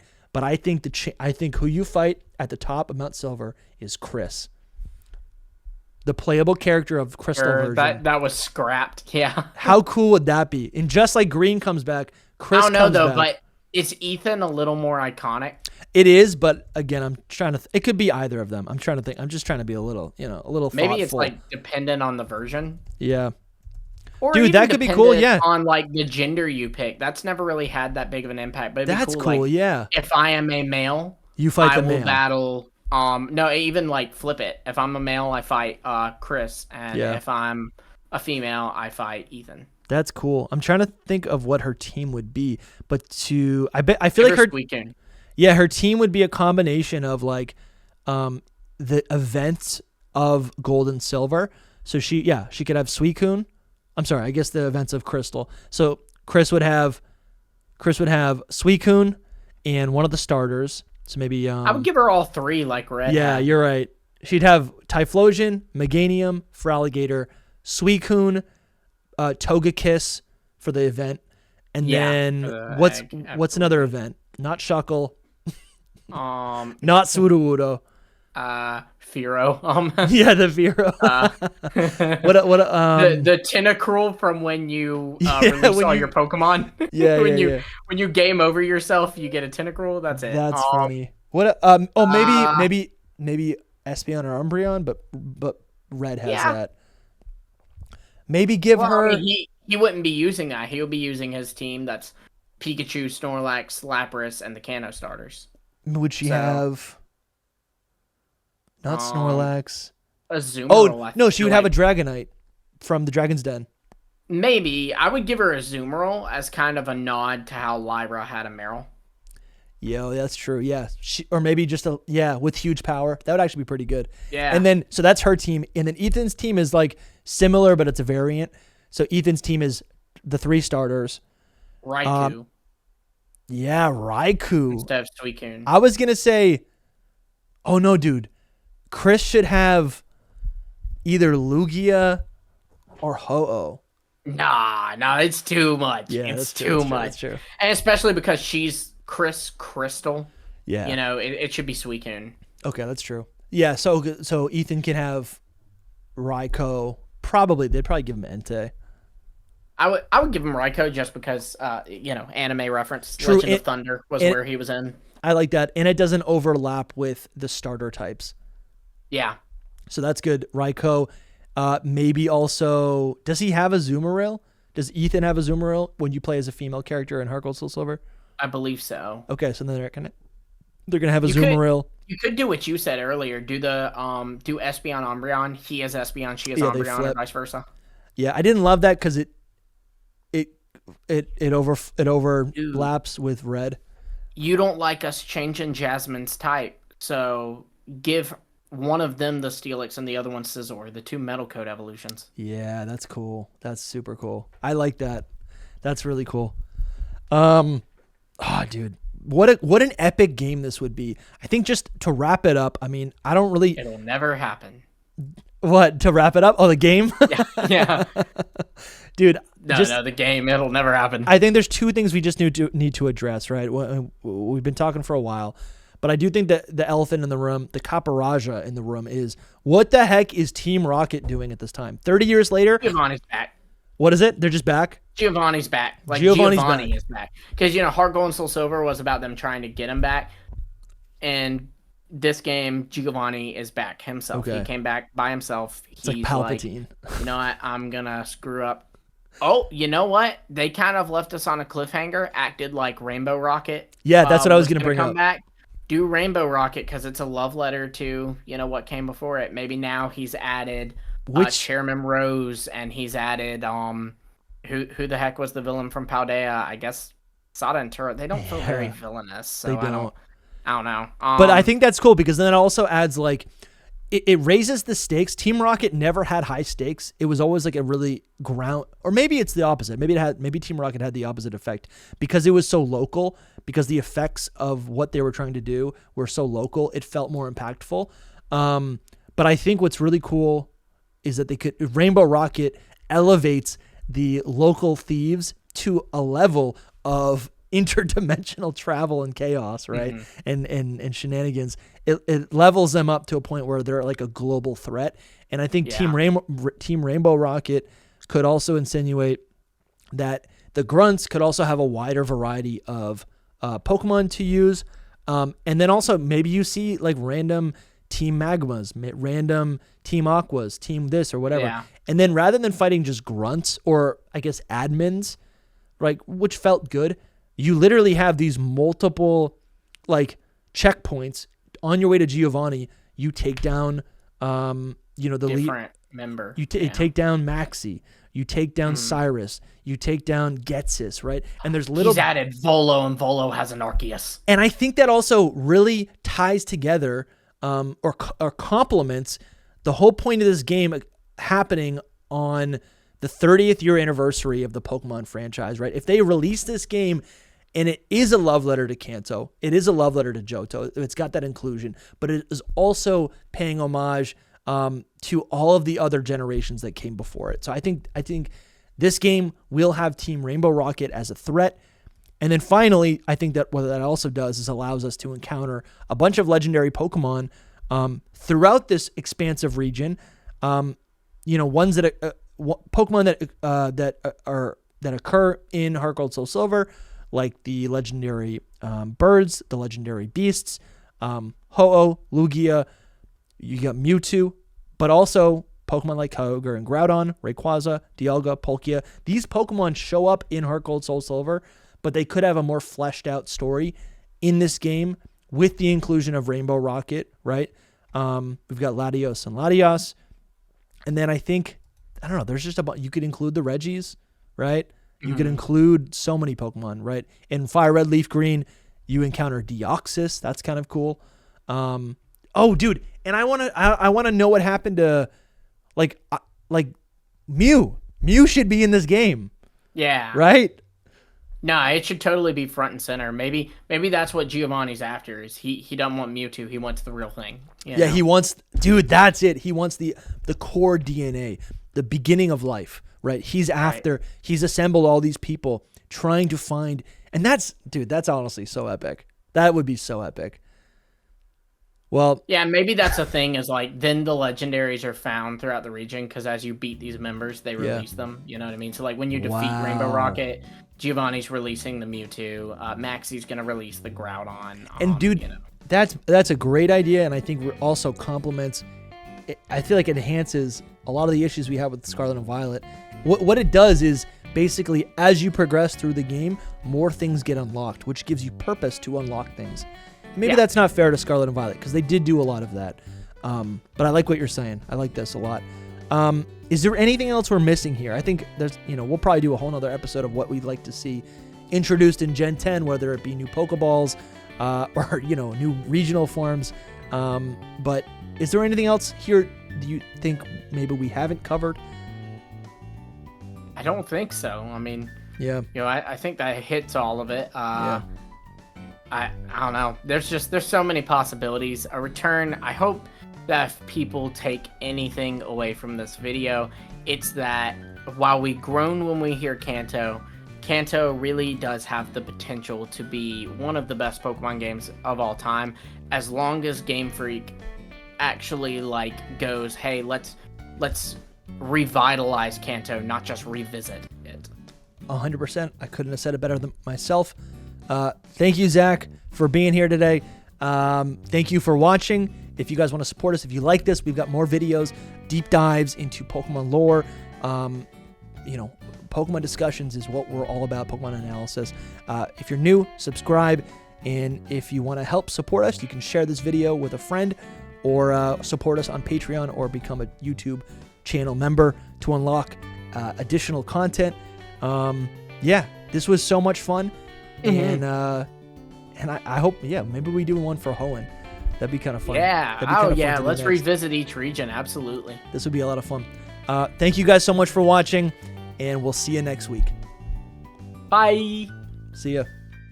My name is DustyGogoat, and today I'm with the LumiosePost. Hello. And while we do not have our favorite luxurious-haired Italian, we do have SoulSilverArt with us today. Okay, this is a deep cut. Welcome, SoulSilverArt. It's been a little while. It's been about a year since SoulSilverArt's been on the channel. He's happy to be here. Yeah, this is wonderful. We also have merch. Go check that out in the link description.